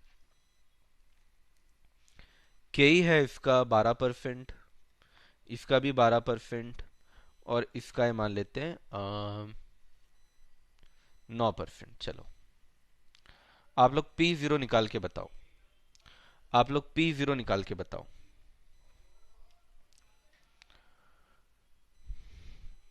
हर्ष, जो सर, क्या जो सर? अच्छा नो सर, नो सर लिख रहा होगा।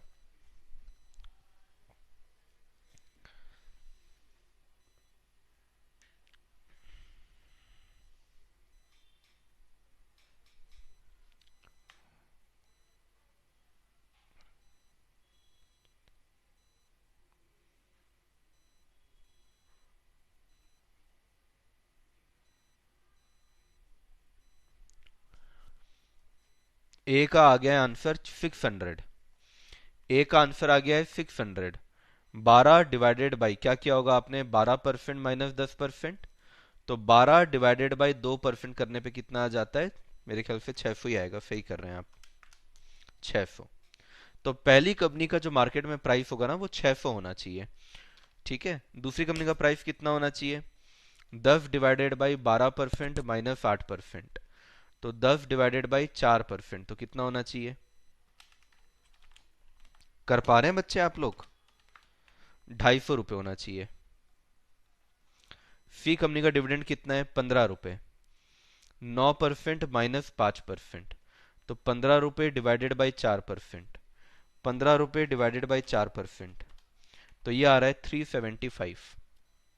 ये आ रहा है बच्चों 375। क्लियर हुआ कि नहीं हुआ, गॉट इट एवरीवन।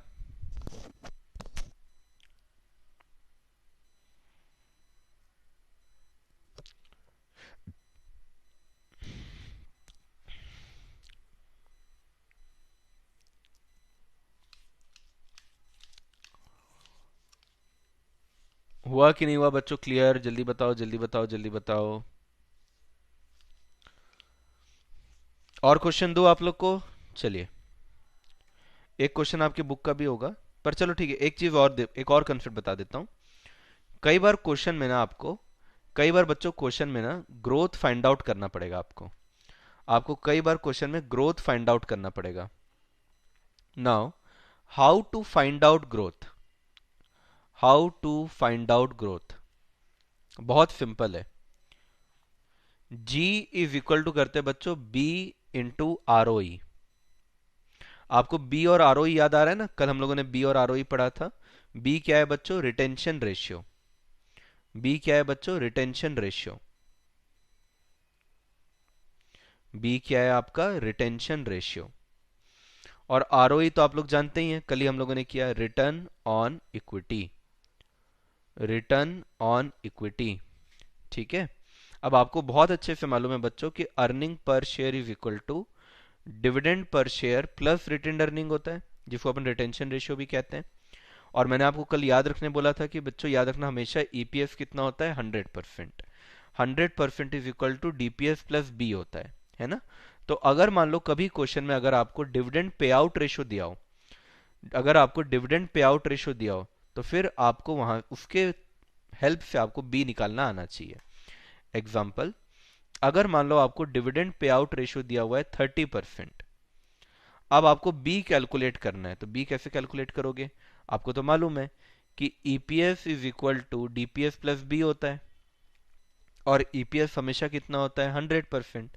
अब ये डिविडेंड पर शेयर और डिविडेंड पे आउट रेशियो में क्या डिफरेंस है, डिविडेंड पर शेयर अमाउंट में होता है, उसी को अगर अपन रेशियो में परसेंटेज में कन्वर्ट कर देंगे तो वो हमारा डिविडेंड पे आउट रेशियो बन जाता है, प्लस बी। तो यहाँ पे बी की वैल्यू कितनी आ जाएगी, 70%। यहाँ पे बी की वैल्यू कितनी आ जाएगी, 70%। Is this clear not everyone, नहीं गौरव, डिविडेंड में कोई कोएफिशिएंट वाला फॉर्मूला नहीं है। इसी तरीके से अगर मैं आपको बोलूं कि dividend payout ratio is equal to 40% है, रिटर्न ऑन इक्विटी आपका 12% है, तो क्या आप ग्रोथ फाइंड आउट कर पाएंगे, क्या बच्चों आप लोग ग्रोथ फाइंड आउट कर पाएंगे। आपका डिविडेंड पे आउट रेशियो दिया है 40%, रिटर्न ऑन इक्विटी दिया हुआ है 12%। तो सबसे पहले तो बच्चों ग्रोथ के लिए क्या लगता है, बी इंटू आर लगता है, बी इंटू आर ओ ई लगता है। तो बी फाइंड आउट कर लेते हैं। बी कैसे निकलता है आपका, आपको मालूम है बहुत अच्छे से कि 100% में से आप रिटर्न सॉरी आप डिविडेंड पे आउट रेशियो को माइनस कर दीजिए, क्योंकि 100% तो ईपीएस है। ईपीएस में से डिविडेंड पे आउट रेशियो को माइनस करेंगे तो क्या आएगा, रिटेंड अर्निंग आ जाएगा, जो कि 60% है। तो 60% इंटू 12%, इन दोनों को अगर आप इंटू करेंगे तो 60% इंटू 12%, 60% क्या हो रहा है, इंटू 12%, तो आंसर आ जाएगा बच्चों 7.2। ये भी परसेंटेज में आएगा, तो आंसर आ जाएगा 7.2%। आया समझ की नहीं आया सभी को,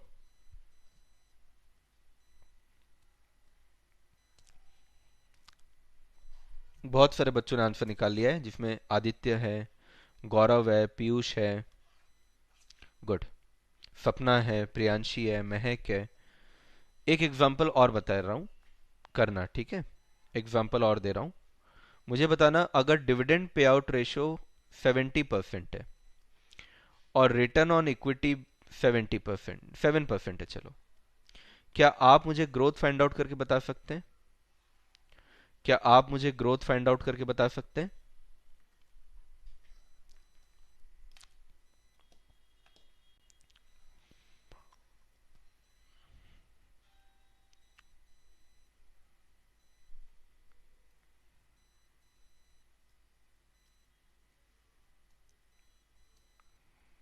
बहुत बढ़िया, बहुत बढ़िया, correct answer Aryan, very good. Komal, Kush, तीनों लड़कों ने बहुत बढ़िया, बहुत जल्दी आंसर दिया है। गौरव, आदित्य, पीयूष, सपना का आंसर गलत आया है। साक्षी, याशिका, तिथि, पंखुड़ी, महक, अनुनय, नैन्सी, हंसिका, राज, शैलेश, प्रियांशी, अलवीना, लगभग सभी लोग का आंसर एकदम करेक्ट है। आपको सबसे पहले बी निकालना पड़ेगा। बी कितना आ जाएगा? 100 में से डिविडेंड पे आउट रेशियो को माइनस कर दोगे अगर आप, तो 30% का आपका बी आ जाएगा। अब G is equal to B into R होता है, तो बी आ रहा है कितना आपका? 30%। 30% को इंटू करना है आपको 7% से, तो आपका आंसर आ जाएगा 2.1%। आपका आंसर आ जाएगा 2.1%। एकदम धाकड़ तरीके से, एकदम धाकड़ तरीके से आंसर सही लाए हैं आप लोग। कोई बात नहीं सपना, बहुत बढ़िया, बहुत बढ़िया, बहुत बढ़िया। चलो, मैं एक बार देख लेता हूँ, क्वेश्चन हमारे पास तो हो गई, उस क्वेश्चन पे ही लेकर जाता हूँ आपको। एक सेकंड रुकना, जस्ट अ सेकंड।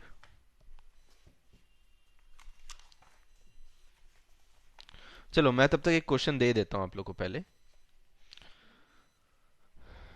चलो, क्वेश्चन करना। Dividend is equal to ₹10, B is equal to 25%, return on equity is equal to 12%, K is equal to 14%। आपको निकालना है बच्चों P0। निकालिए, चलिए आप लोग निकालिए इस क्वेश्चन का आंसर। देखता हूं कितने जल्दी आप निकाल पाते हो।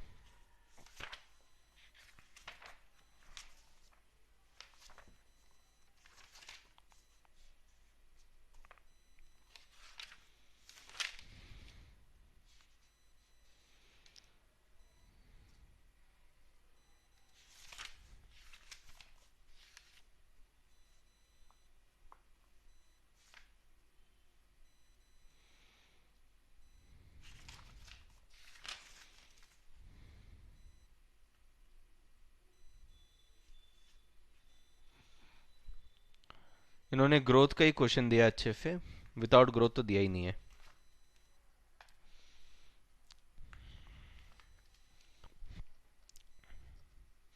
डन एवरीवन, 90.9 आ रहा है सबका, 90.9 आ रहा है।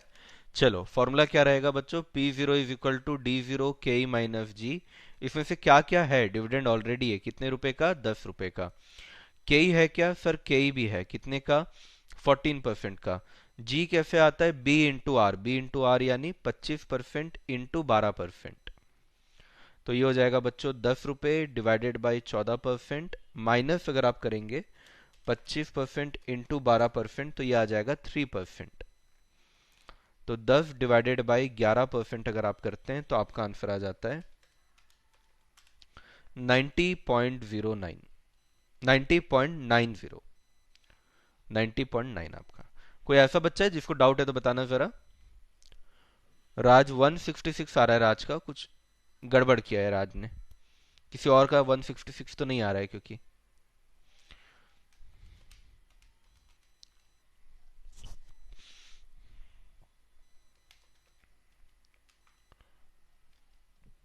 ठीक है। नैन्सी 3 लिखी है, 3 क्या समझा नहीं मैं। अच्छा, 3 ग्रोथ लिखी होगी, ठीक है। नैन्सी ने ग्रोथ लिखा होगा, बहुत बढ़िया, बहुत बढ़िया। एक और क्वेश्चन करो, एक और क्वेश्चन, एक और क्वेश्चन, एक और क्वेश्चन। अर्निंग पर शेयर इस बार दिया है आपको, तो एक लेवल थोड़ा सा और ऊपर ले जा रहा हूं, ठीक है। डिविडेंड पे आउट रेशियो दिया हुआ है 30%, रिटर्न ऑन इक्विटी दिया हुआ है 40 40%, चलो ठीक है 40%। के ही दिया हुआ है आपको 20%, और आपको P0 निकालना है। ठीक है, चलो एक क्वेश्चन मैं आपको करके दिखा देता हूं, उसके बाद दूसरा वाला आपको दे दूंगा। देखो बच्चों, अगर आपको अर्निंग पर शेयर दिया हुआ है तो क्या इससे हम डिविडेंड निकाल सकते हैं? सर वेरी इजी, हम लोग को तो मालूम है अर्निंग में अगर आप डिविडेंड पे आउट रेशियो को इंटू करते हो तो डिविडेंड आ जाता है। तो 20 रुपए का 30% अगर आप करोगे तो कितना आ जाएगा? 6 रुपए। 6 रुपए का हो गया डिविडेंड। अब हमको सर बी निकालना भी आता है। 100% में से डिविडेंड पे आउट रेशियो को माइनस कर दो, जो कि कितना है? 30% है। तो बी कितना आ जाएगा? 70% आ जाएगा। सर अब जी भी निकल जाएगा। जी कैसे निकलेगा? 70% का बी इंटू आपका आरओई। आरओई कितना है आपका? 40%। तो ये अगर आप करेंगे तो कितना आ जाएगा? 28%। ग्रोथ कितना आ जाएगा? 28%, थोड़ा ज्यादा ही आ गया। चलो P0 निकालते हैं। तो P0 आपका डिविडेंड कितना है? अभी आपका 6 रुपए का आपका डिविडेंड है, तो 6 डिवाइडेड बाई के कितना है? 20%। ग्रोथ कितना है? 28%। तो 6 डिवाइड बाई क्या करेंगे? -8%। 6 डिवाइडेड बाई -8%, तो ये हो जाएगा 75, -75। ठीक है, ऐसा रियल लाइफ में नहीं हो सकता है, लेकिन ठीक है, अब क्वेश्चन कर रहे थे तो वहां पे आ गया। Done everyone? No doubt, got the answer. Good good, बहुत बढ़िया। कोई भी डाउट है तो बताइए बच्चों, कोई भी डाउट है तो बताइए। ऐसा सिमिलर क्वेश्चन आपको दे रहा हूं अभी करने के लिए, ठीक है? कोई भी डाउट है तो बताइए।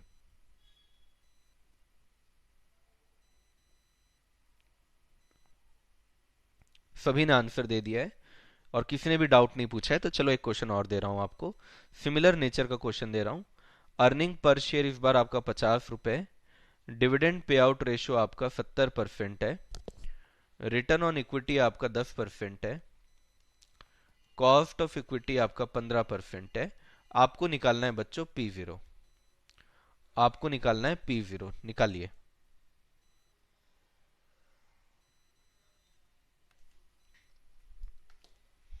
नो डाउट क्लियर, बहुत बढ़िया।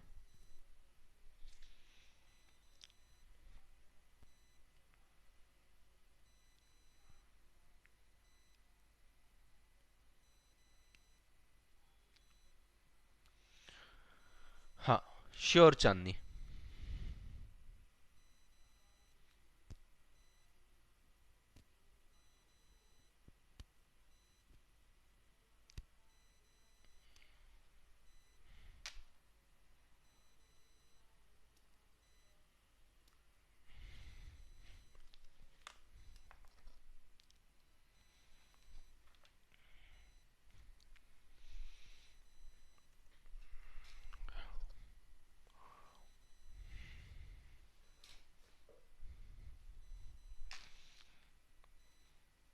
दो आंसर आए हैं, दोनों अलग है। एक हंशिका का आंसर, एक पीयूष का आंसर है। दोनों आंसर अलग अलग है, लेकिन आर्य ने तीसरा आंसर निकाला है, वो भी अलग है। पर ये जो आंसर है हंशिका का, वो कई लोग का आंसर आ रहा है, सेम आ रहा है। तो हंशिका, सपना, रिकी, अर्पित, कुश, हर्ष, साक्षी, नैन्सी, इन सभी लोग का यही आंसर आ रहा है।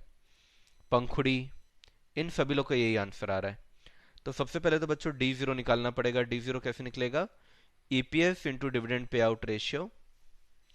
तो ईपीएस कितना है बच्चों? 50 रुपए इंटू 70% अगर आप करोगे तो कितना हो जाएगा? 35 रुपए। इसके बाद अगला आप निकालेंगे बी। तो 100% में से अगर मैं डिविडेंड पे आउट रेशियो को निकाल दूं तो मेरा बी आ जाएगा, जो कि 30% होता है।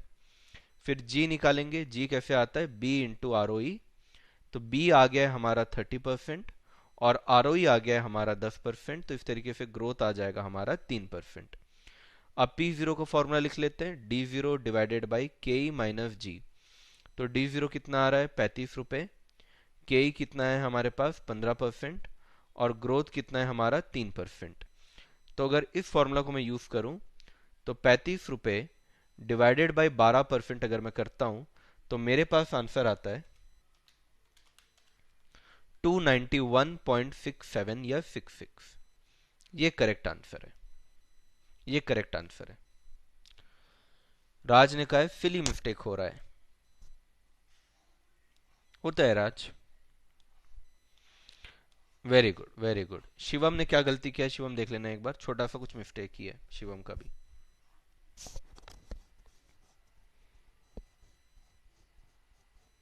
शिवम का भी कोई छोटा सा मिस्टेक किया है।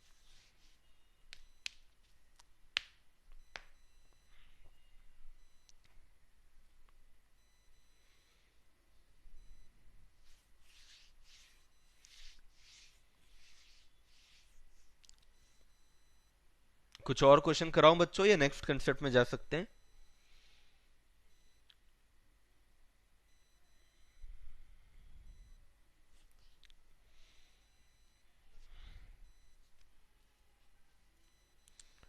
कोई बात नहीं गौरव, चलो फिर एक दो क्वेश्चन और दे देता हूं मैं।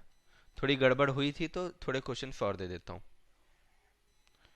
एक और क्वेश्चन करो चलो।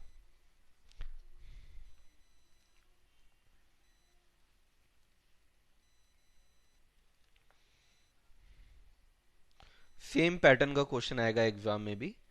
एग्जाम में भी सेम पैटर्न का इसी टाइप का क्वेश्चन आएगा, कॉपी पेस्ट। मैं आपको अभी एग्जाम के क्वेश्चन दिखाऊंगा भी, आज नहीं, अगली क्लास में मैं आपको एग्जाम के क्वेश्चन भी करा दूंगा, देखिएगा सेम टाइप के क्वेश्चन है।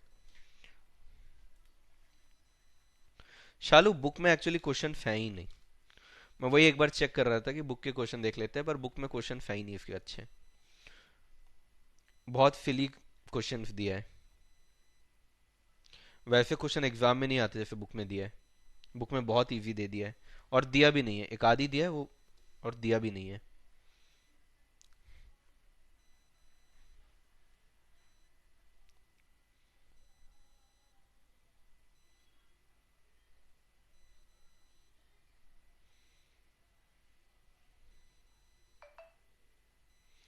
हंशिका का आंसर आ गया है 625। सपना का भी आंसर आ गया है 625। आर्यन और धवल का भी आंसर आ चुका है, पंखुड़ी का भी आंसर आ गया है, अर्पित का भी आंसर आ गया है, साक्षी जैन का भी आंसर आ गया है, अनुनय का भी आंसर आ गया है। चलो,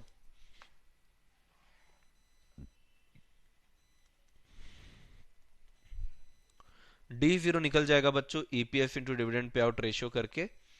तो 100 इंटू 75% करके आपका 75 रुपीज का आ जाएगा डिविडेंड। अब इसमें आपको क्या करना है, बी निकालना है। तो अर्निंग पर शेयर 100% माइनस आपका डिविडेंड पे आउट रेशियो 75%, तो बी आ गया आपका 25%। रिटर्न ऑन इक्विटी कितना आ जाएगा आपका, sorry sorry, return on equity तो दिया ही हुआ है, मैं बोलने वाला था ग्रोथ। ग्रोथ कितना आ जाएगा आपका, बी इंटू आर। तो बी कितना दिया हुआ है, 25%, और आर कितना दिया हुआ है, 25%। तो 25% इंटू 12%, तो ये हो जाएगा 3%। तो फॉर्मूला डाल देते हैं, P0 is equal to D0 KE minus G. तो डिविडेंड कितना आ रहा है हमारा, डिविडेंड आ रहा है सर 75, KE है सर हमारा 15%, और ग्रोथ है हमारा सर 3%। तो 75 डिवाइडेड बाई 12% अगर मैं करता हूं, तो मेरे पास आंसर आता है 625। बहुत बढ़िया, शाबाश बच्चों शाबाश। आज तो फुल फुर्ती में हो तुम लोग। इस कंसेप्ट को जनरली माना जाता है सबसे टफ क्वेश्चन में से एक, लेकिन आप लोगों ने बड़ा अच्छा क्लियर कर दिया है इसको, काफी अच्छा सॉल्व किया है, गुड। नेक्स्ट टॉपिक पे आ जाते हैं अब अपन। नेक्स्ट टॉपिक पे आ जाते हैं, इसको बोलते हैं Gordon growth model. Gordon growth model, इसको करने का जो तरीका है वो मुश्किल नहीं है, लेकिन जिस तरीके से किताबों में दिया होता है ना, वो देख के बड़ा मुश्किल लगता है। तो मैं आपको कुछ स्टेप्स सिखा रहा हूँ। जैसे आईआरआर में अगर आपने देखा होगा तो बुक ने जिस तरीके से किया वो बहुत अजीब लगता है, लेकिन हम लोगों ने स्टेप्स में किया तो थोड़ा बन गया हमसे। इसी तरीके से मैं आपको गॉर्डन के ग्रोथ मॉडल में किसी किताब में स्टेप नहीं है, ये मैं आपको स्टेप बता रहा हूं ताकि आपका जीवन थोड़ा आसान हो जाए। Step number 1, calculate future dividends. Step number 1, calculate future dividends. Step number 2, calculate terminal value. Calculate terminal value. Using Gordon model. Step number 3, calculate present value of future dividends and terminal value.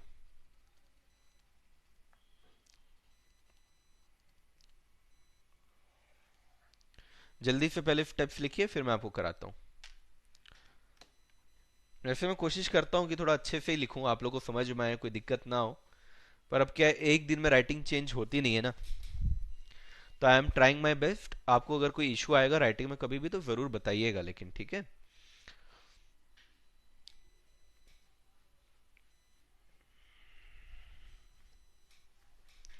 मैं कई बार in general भी बच्चों से feedback मांगते रहता हूँ, उसका एक बहुत बड़ा रीजन ये होता है कि आई बिलीव इन इम्प्रूविंग, कि भाई हमेशा कुछ ना कुछ और बेटर और बेटर और बेटर, कभी सेटिस्फाइड मत हो। आप लोग भी ऐसे स्टूडेंट हो ना, आप लोग को भी यही फॉलो करना है, कभी सेटिस्फाई मत होना, हमेशा कोशिश करना कुछ ना कुछ और बेटर करने का।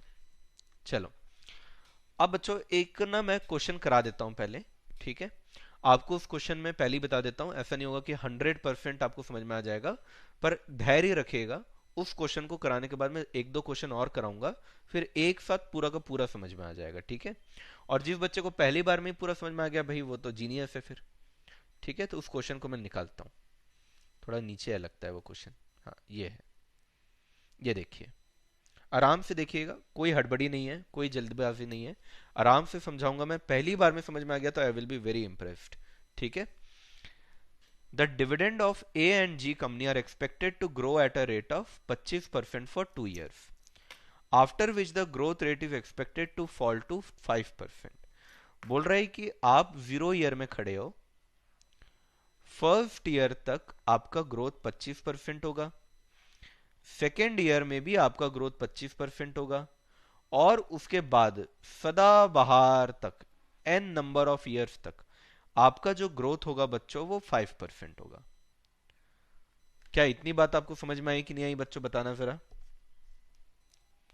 श्वेता, बताऊंगा टर्मिनल वैल्यू क्या होता है, बताऊंगा।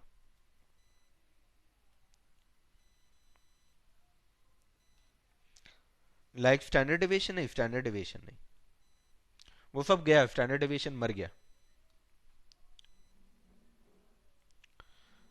यस, यहां तक क्लियर है बच्चों को।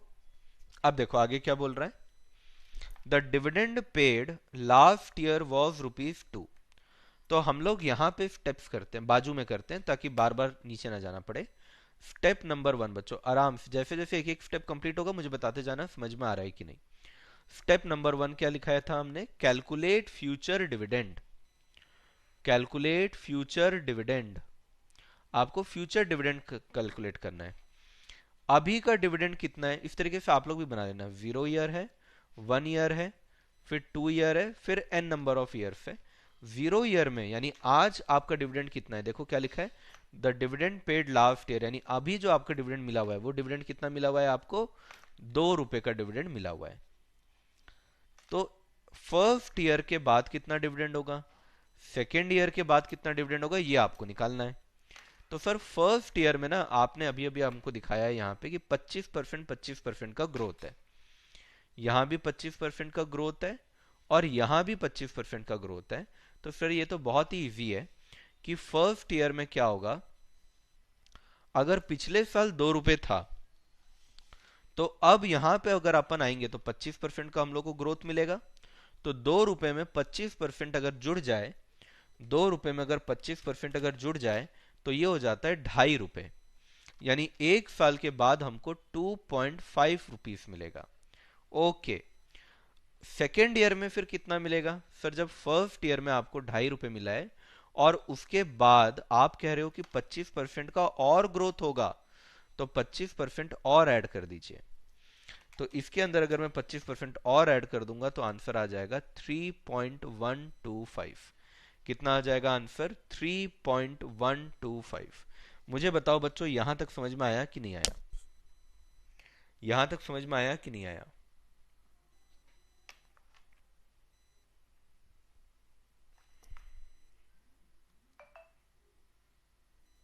यहां तक सभी को क्लियर है बच्चों?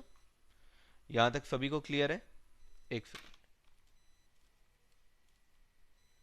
हम्म, हाँ, ठीक। हम्म,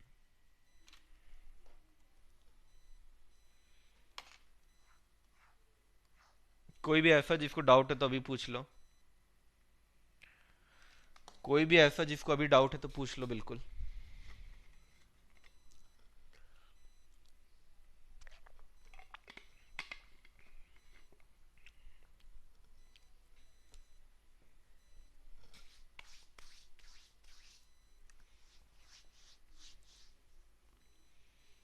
क्लियर सभी को? तो 2 रुपए का डिविडेंड था चांदनी, उसमें 25% मिला दिए पहले साल का, तो हमारे पास डिविडेंड हो जाएगा 2.5 रुपए। और फिर उस 2.5 रुपए में वापस से 25% मिला देंगे तो कितना हो जाएगा? 3.125। चलो, अब स्टेप नंबर 2 करना है बच्चों। Step number 2, calculation of terminal value. Calculation of terminal value, इसको टीवी भी कहते हैं शॉर्ट में। अभी मैं इसको फुल फॉर्म लिख देता हूं, आप लोग आगे इसके लिए टीवी वर्ड भी इस्तेमाल कर सकते हैं, आईसीएसआई अलाउ करती है। टीवी का फॉर्मूला है बच्चों, वही फॉर्मूला, देखो अगर आप देखेंगे तो मैंने लिखा हुआ है कि आपको क्या करना है। अच्छा ऊपर है वो, चलो जाने दो। मैंने लिखा है कि गॉर्डन फॉर्मूला यूज करना है। क्या फॉर्मूला यूज करना है बच्चों? गॉर्डन का फॉर्मूला यूज करना है। गॉर्डन का फॉर्मूला यानी D0 K minus G, D0 K minus G. Now what is terminal value? जैसे बच्चों आपके एयरपोर्ट में टर्मिनल होता है ना, टर्मिनल का मतलब होता है वो गेट जहां से आप बाहर जाते हो, वो गेट जहां से आप बाहर जाते हो। तो टर्मिनल वैल्यू का मतलब हुआ, अगर मेरे को 2 साल तक 25% मिलेगा और उसके बाद लगातार 5% मिलेगा, यानी 25% के बाद तो मैं बाहर आ गया, तो मेरे को 5% मिलने वाला है at the end of 2 years. At the end of 2 years, 2 साल तो मेरे को कितना मिलने वाला है? 25-25% मिलने वाला है। तो ये तो मैंने लिख दिया कि सर पहले साल में 25%, दूसरे साल में 25%, ये तो मैंने ले लिया। पर 25% के बाद क्या होगा? जैसे एयरपोर्ट से निकलने के बाद क्या होगा? टर्मिनल वैल्यू यानी वहां से निकलने के बाद, इतना बड़ा बड़ा ग्रोथ लेने के बाद क्या होगा? तो at the end of 2 years, what will be my what will be my price? What will be my price? और प्राइस को क्या बोलते हैं बच्चों? P0। तो मेरे को टर्मिनल वैल्यू निकालना है। टर्मिनल वैल्यू का मतलब क्या है कि 2 साल तक तो मैंने बढ़िया आराम से ग्रोथ लिया, बढ़िया बहुत सारा ग्रोथ लिया। 2 साल के बाद जब मैं निकल जाऊंगा, एक नॉर्मल 5-5% के ग्रोथ में आ जाऊंगा, जब मैं 5-5% के कांस्टेंट ग्रोथ में आ जाऊंगा, उस कांस्टेंट ग्रोथ वाले जीवन में मेरी वैल्यू क्या रहेगी? उस कांस्टेंट ग्रोथ वाले जीवन में, अभी कांस्टेंट ग्रोथ कितना होने वाला है? 5%। उस 5% वाले ग्रोथ के जीवन में मेरे साथ क्या होगा? तो अब देखिए बच्चों, डिविडेंड, 2 साल तक का डिविडेंड तो मैंने निकाल लिया। अब 2 साल के बाद कितना मिल रहा है मुझे? 3.125 मुझे मिल रहा है। अगर 2 साल के बाद मुझे 3.125 मिल रहा है, और मेरी ग्रोथ कितनी है बच्चों? अब जीवन भर मेरी ग्रोथ कितनी है? 5% है।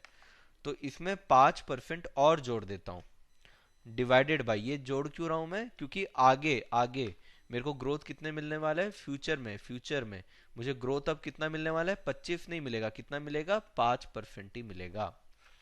के क्वेश्चन में देखो के दिया हुआ होगा, इन्वेस्टर डिजायर करता है 12% रिटर्न ना, तो ये उसका के बन गया, के दिया हुआ है। के कितना दिया हुआ है? 12%। के दिया हुआ है कितना? 12%। माइनस ग्रोथ, ग्रोथ कितना दिया हुआ है? 5%। तो 3.125 में अगर मैं 5% जोड़ूंगा तो आंसर आ जाएगा 3.281 डिवाइडेड बाई 7%। 3.821 डिवाइडेड बाई 7% अगर मैं करता हूं तो आंसर आता है 46.875। 46.875, अरे एक सेकेंड, 46.875। तो टर्मिनल वैल्यू क्या है मैं एक बार और बता रहा हूं। आपको टर्मिनल वैल्यू तब निकालना होता है बच्चों, तब निकालना होता है जब आपका कांस्टेंट ग्रोथ हो जाता है। 2 साल तक तो ग्रोथ आपका 25% है, हाई ग्रोथ है। लेकिन जब उस हाई ग्रोथ को लेकर, जैसे आप एयरपोर्ट में जाते हो तो हाई हाई आसमान में उड़ रहे हो, अब आसमान में उड़ते उड़ते उड़ते उड़ते लैंड किए, लैंड करके टर्मिनल से निकले, और निकले निकले अब जीवन में आ गए। अब जीवन वही कांस्टेंट जीवन होने वाला है, वही कांस्टेंट जीवन, वही रोटी कपड़ा, वही पढ़ना लिखना सो जाना, वही कांस्टेंट ग्रोथ। तो कांस्टेंट ग्रोथ का जब आपका स्टेज आएगा ना, जब कांस्टेंट ग्रोथ का स्टेज आएगा तब आपको टर्मिनल वैल्यू निकालना होता है। और टर्मिनल वैल्यू यानी कांस्टेंट ग्रोथ जब से आपके जीवन में आ रहा है उस समय से आपका प्राइस क्या होगा। जब से कांस्टेंट ग्रोथ आपके जीवन में आ रहा है उस समय से प्राइस क्या होगा। प्राइस यानी P0 आपको निकालना है। और P0 कैसे निकलेगा? डिविडेंड। डिविडेंड के अंदर भी अब ये तो 3.125 तो पुराना डिविडेंड है, इस पुराने डिविडेंड में नया जो ग्रोथ आएगा वो ग्रोथ आप ऐड कर दीजिए, डिवाइडेड बाई 12% माइनस 5%, ये आपका के माइनस जी हो गया। क्लियर हुआ? और नॉर्मल जो अपन P0 निकालते हैं वही रहेगा। Got it everyone? तो एक बार आपको ग्रोथ इसके अंदर ऐड करना है, पर कौन सा वाला ग्रोथ ऐड करना है? जो फ्यूचर का कांस्टेंट ग्रोथ होने वाला है ना, जो फ्यूचर का कांस्टेंट वाला ग्रोथ होने वाला है वो आपको इसमें ऐड करना पड़ेगा।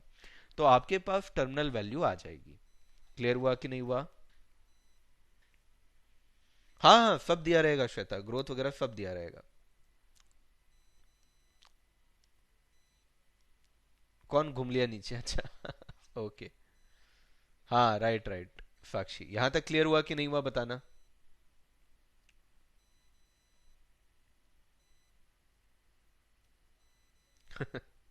बैठ जाओ श्वेता, गिर मत जाना। क्लियर है एकदम अच्छे से? चलो, अब सभी ने कहा है क्लियर, अब श्वेता को छोड़ के उसका सर घूमने लग गया। स्टेप नंबर 3, स्टेप नंबर 3 मैंने क्या लिखा था? प्रेजेंट वैल्यू करना है बच्चों। अब आपको यहां से तो आपको बहुत अच्छे से याद हो गया होगा, कैपिटल बजटिंग करके आए हैं आप लोग। ईयर 1 2 2, सर 1 2 3 होता है बच्चों। ये जो टर्मिनल वैल्यू आ रहा है ना, ये टर्मिनल वैल्यू कब आ रहा है? देखो मैंने लिखा है ना, at the end of 2 years, तो इसको भी ईयर 2 में ही लेना, ठीक है बच्चों। अब आपके पास क्या क्या कैश इनफ्लो आ रहा है देखो तो जरा। आपके पास सर कैश इनफ्लो आ रहा है, एक तो पहले साल का डिविडेंड, पहले साल का डिविडेंड कितना है? 2.5। उसके बाद दूसरे साल का डिविडेंड वो कितना है? 3.125। और दूसरे साल में आपको टर्मिनल वैल्यू भी मिल रहा है जो कि कितना है? 46.875। अब इन सभी का प्रेजेंट वैल्यू फैक्टर 12% के हिसाब से, क्योंकि 12% आपको क्वेश्चन में दिया ही हुआ है, 12% आपको क्वेश्चन में देखो दिया ही हुआ है। तो 0.893, 0.797, 0.893 और 0.797।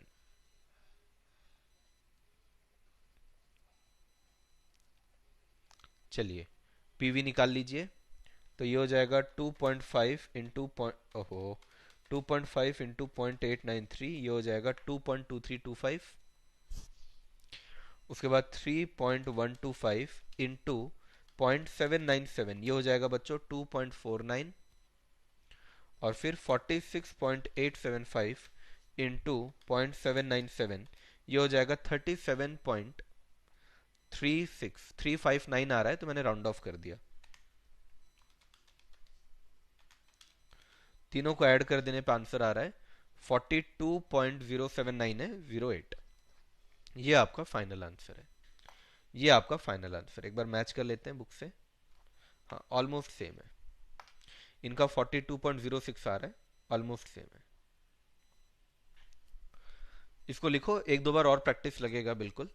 हाँ ये तो बिल्कुल एनपीवी निकालने जैसा ही है। सुभाषिश, टीवी का फाइनेंस के टर्म में लॉजिक बता दो सर। ईयर 3 में इतना कैसे बढ़ गया डिविडेंड? इतना कैसे बढ़ गया? 5% ही तो बढ़ा। डिविडेंड कहाँ है ये डिविडेंड थोड़ी है। टीवी का मतलब डिविडेंड थोड़ी है, प्राइस है, प्राइस, शेयर का प्राइस। ये शेयर का प्राइस है, डिविडेंड थोड़ी है।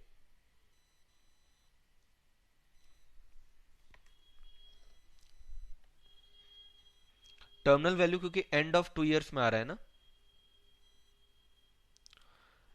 ठीक है। टर्मिनल वैल्यू मैंने बताया था ना पीयूष, एंड ऑफ, मैं आपको मार्क भी कराया था, मुझको पता था बच्चे पूछेंगे इसलिए मैंने बोला ना कि आपका जो टीवी होता है ना वो एंड ऑफ 2 इयर्स में, मतलब जहां से आपका ग्रोथ चालू हो रहा है, कहां से आपका कांस्टेंट हो रहा है ग्रोथ, टर्मिनल वैल्यू ये है ना, यहां पे आपका टर्मिनल वैल्यू चालू हो रहा है 5% वाला। तो ये सेकेंड ईयर के एंड में खड़े हैं हम लोग, सेकेंड ईयर के एंड में खड़े हैं, at the end of second year, second year के एंड में खड़े हैं हम लोग, वहां पे प्राइस निकाल रहे हैं। तो सेकेंड ईयर का प्रेजेंट वैल्यू कितना है वो ले रहे हैं अपन। क्लियर हुआ पीयूष? चलो एक दो क्वेश्चन और करना पड़ेगा है ना, तभी समझ में आएगा आपको। कई सारे बच्चे हैं जिन्होंने पहली बार में समझ लिया, वैसे very proud of you all.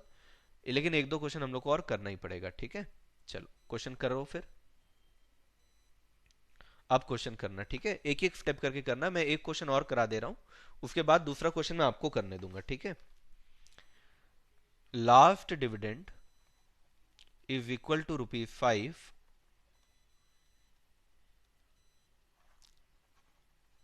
growth for next 3 years is equal to 20%, and after that constant growth of 10%, KE is equal to 12%. Calculate P0 using Gordon's growth model, या इसको रिवाइज मॉडल भी कहते हैं। ग्रोथ मॉडल और revise model दोनों कहते हैं, ठीक है। तो एक बार बच्चों वापस से बता दे रहा हूं कैसे करेंगे। सब लोग यहां देखो, पहले क्वेश्चन लिख लो जल्दी से। 1 मिनट रुक रहा हूं मैं। नहीं नहीं प्राची, आज ही करना है, आज ही करना है भाई।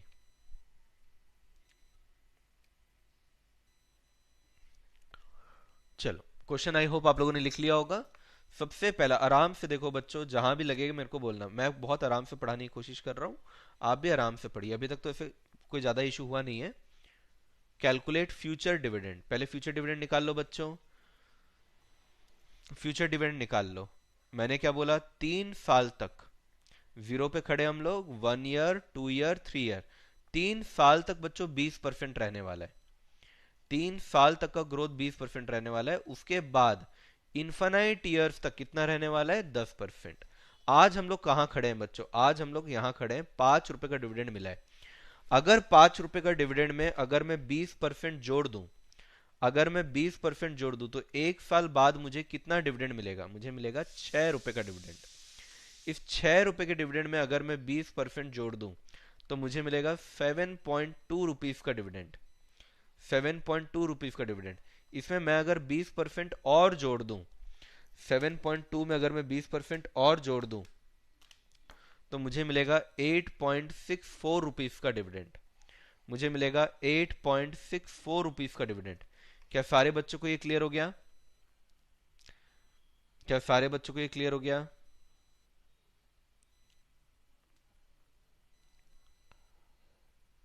हाँ Gaurav, very good Priyanshi, very good very good, बहुत बढ़िया। बाकी बच्चों को यहां तक क्लियर हुआ कि नहीं, जल्दी बताओ, फिर ये आगे बढ़ूंगा मैं।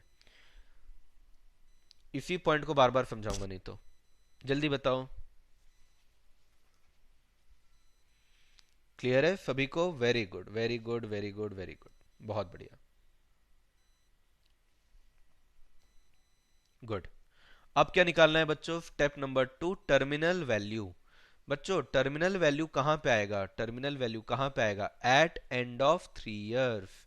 एट एंड ऑफ 3 इयर्स, क्योंकि 3 साल तक हम लोग को ग्रोथ मिला है, उसके बाद नहीं मिलेगा। तो हम लोग का जो जीवन, आलसी जीवन, बेकार बोरिंग जीवन है, वो कहां से चालू हो रहा है, 3 साल के एंड पे चालू हो रहा है, इसलिए उसको टर्मिनल वैल्यू बोल रहे हैं। D0 divided by KE-G। इस बार आखिरी डिविडेंड कितना है बच्चों, आखिरी डिविडेंड 8.64, इसमें 10% का डिविडेंड जोड़ेंगे। कौन सा वाला, ये आपका फ्यूचर वाला ग्रोथ है।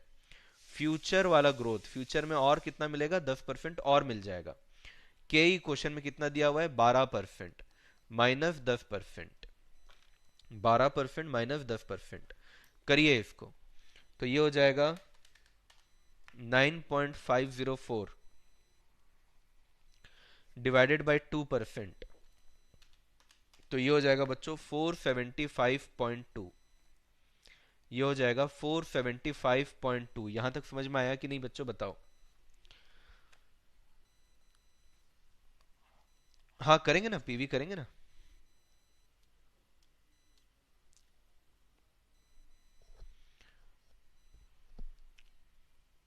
पीवी करेंगे ना, 10% का पीवी दिया हुआ है ना, 12%, सॉरी 12% का दिया हुआ है। जो के होता है वही बनता है बच्चों आपका डिस्काउंटिंग फैक्टर। जो के होता है ना, वही आपका डिस्काउंटिंग फैक्टर बनता है।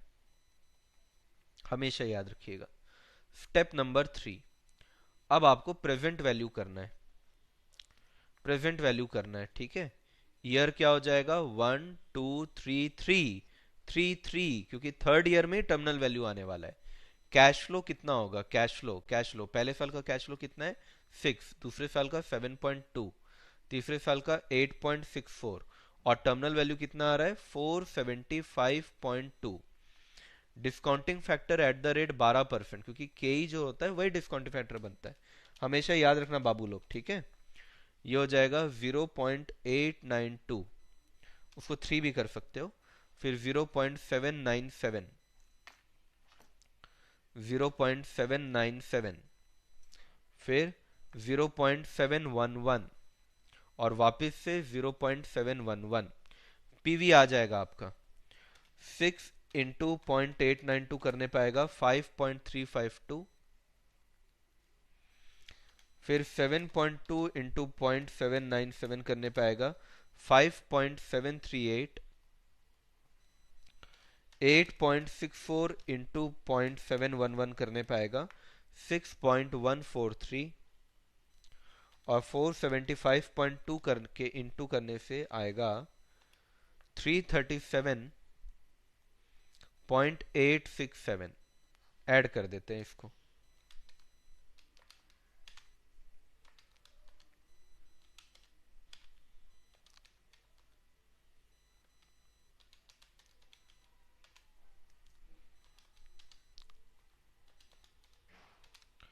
ये हो रहा है बच्चों 355, ये हो रहा है 355।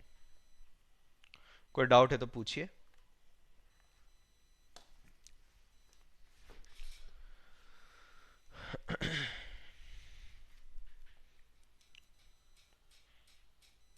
Good good good. सारे बच्चों का आ गया वैसे आंसर, सारे बच्चों का आ गया। थोड़ा केयरफुली करना पड़ेगा, थोड़ा केयरफुली करना पड़ेगा, बस ये है, बाकी तो कोई इशू नहीं है।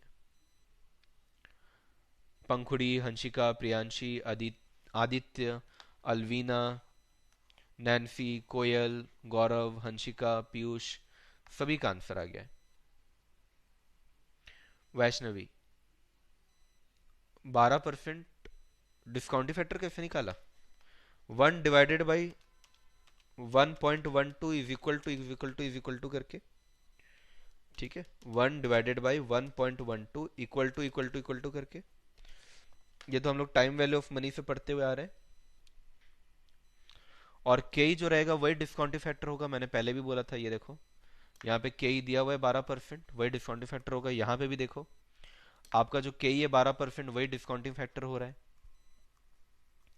एक क्वेश्चन और दे रहा हूं फिर छुट्टी कर दूंगा, ठीक है। एक क्वेश्चन और दे रहा हूं।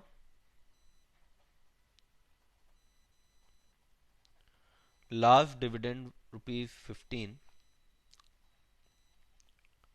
growth for next 3 years is equal to 15%, and thereafter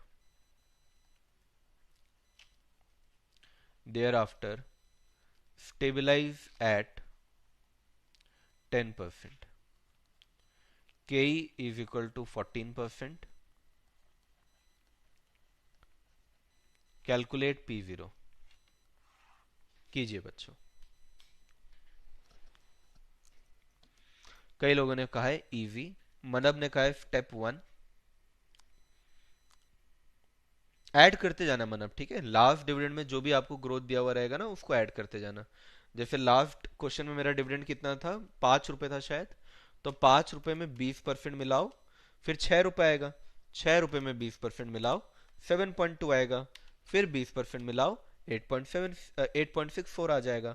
ऐसे 20% जोड़ते जाना बस, ठीक है प्यारे बच्चे। गौरव ने 2 साल का आंसर दे दिया है।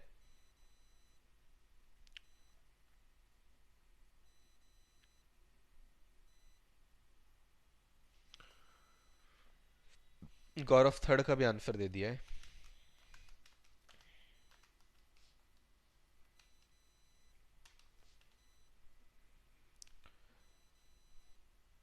किसको मिल गई वार्निंग? प्रियांशी को?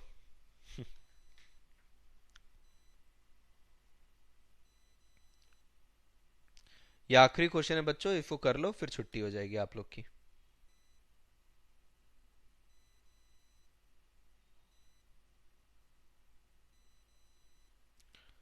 हम्म। ठीक है। अलविना ठीक आ रहा है, मेरे को लग रहा है तुम्हारा टीवी। अभी कैलकुलेट करूंगा तो पता चल ही जाएगा। के ही आपका डीएफ होता है। कौन पूछा है? सबीना।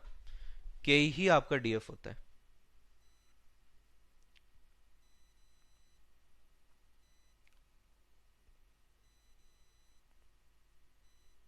ज्योति को भी मिल गई।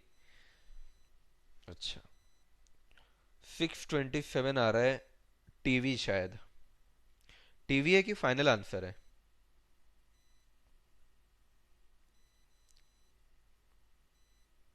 अंशिका कोयल। अच्छा, अभी आप टीवी पे पहुंचे। निकालिए, आराम से निकालिए।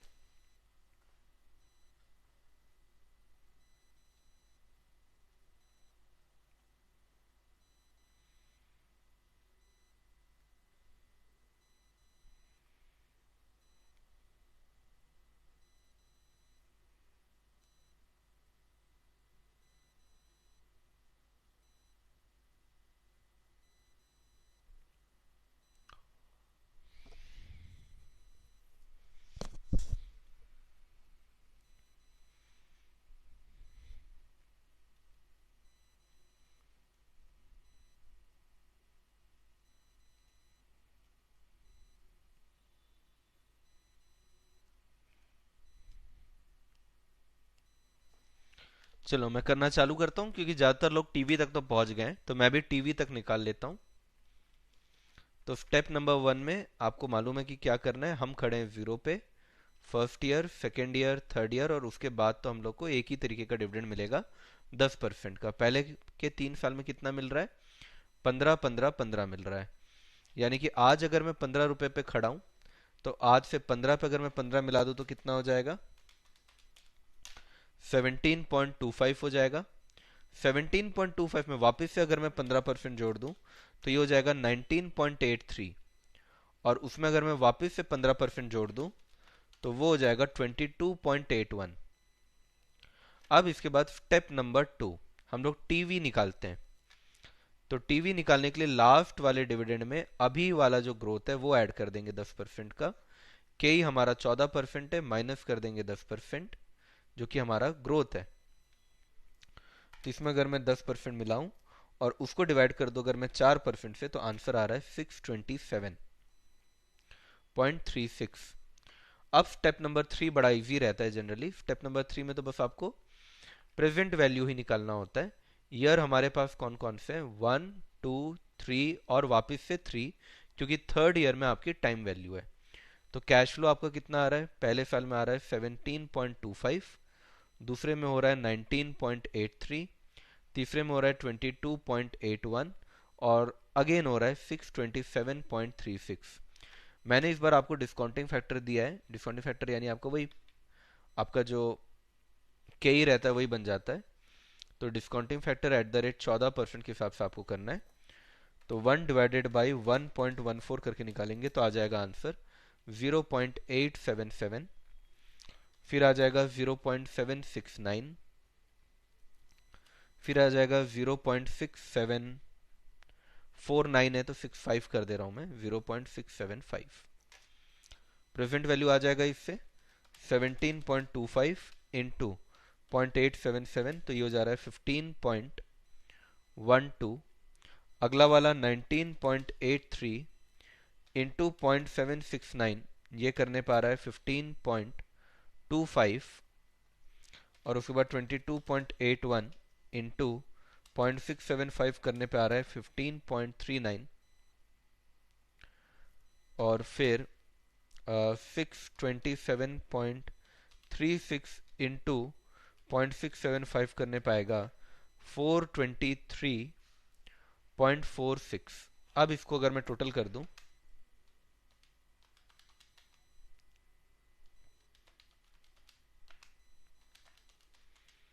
तो मेरा आंसर आ रहा है 468.9596 भी कर सकते हैं। ये मेरा फाइनल आंसर आ रहा है। ये मेरा फाइनल आंसर आ रहा है, थोड़ा बहुत डिफरेंस आ सकता है।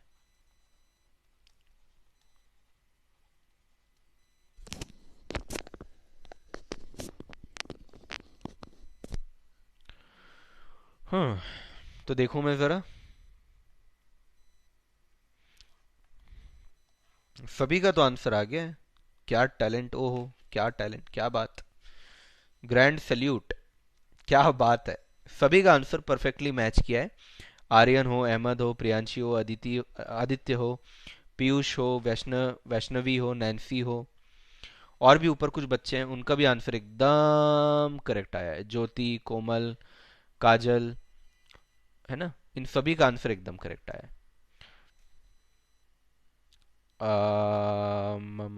हाँ चलेगा। हो गया, डन। श्वेता, करके तो रहेंगे ही अपन। यहाँ पे हम आए हैं तो मैं और आप एक टीम है, और ये कंसेप्ट दूसरी टीम है, तो हमको तो भैया क्लियर करके ही जाना है उनको, एकदम फिनिश करके ही जाना है भाई। जो उठाए हैं वो पूरा पढ़ के ही जाएंगे। ठीक है, तो I hope you all are motivated to do such things. And हमारा डिविडेंड डिसीजन भी अराउंड 75% कंप्लीट हो गया है। कल की क्लास में हमारा डिविडेंड डिसीजन भी खत्म हो जाएगा। तो ऑलरेडी हम लोगों ने दिसंबर के पेपर का अराउंड 38 मार्क्स तक का सॉल्व कर लिया है। अब अपन डिविडेंड भी कर लेंगे तो 40 के भी पार चला जाएगा। ठीक है, तो आई होप आप लोग को मज़ा आ रहा होगा, क्योंकि मुझे तो आप लोग के साथ मिल के बात करके क्लास में पढ़ा के मज़ा आता ही है। आपको भी आए। अब बढ़िया डिनर कर लीजिए, एंजॉय कीजिए बाकी क्लासेस को भी। कुछ भी रहे तो ज़रूर मुझे बताइएगा, ठीक है। चलिए, थैंक यू सो मच बच्चों, थैंक यू सो मच।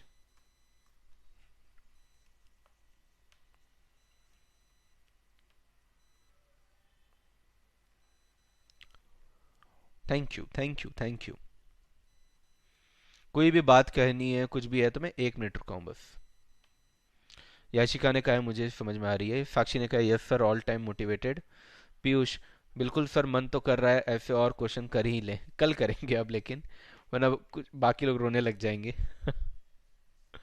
ठीक है, चलो, बाय बाय बच्चों, गुड नाइट। फिर से मिलेंगे कल। Thank you, bye bye.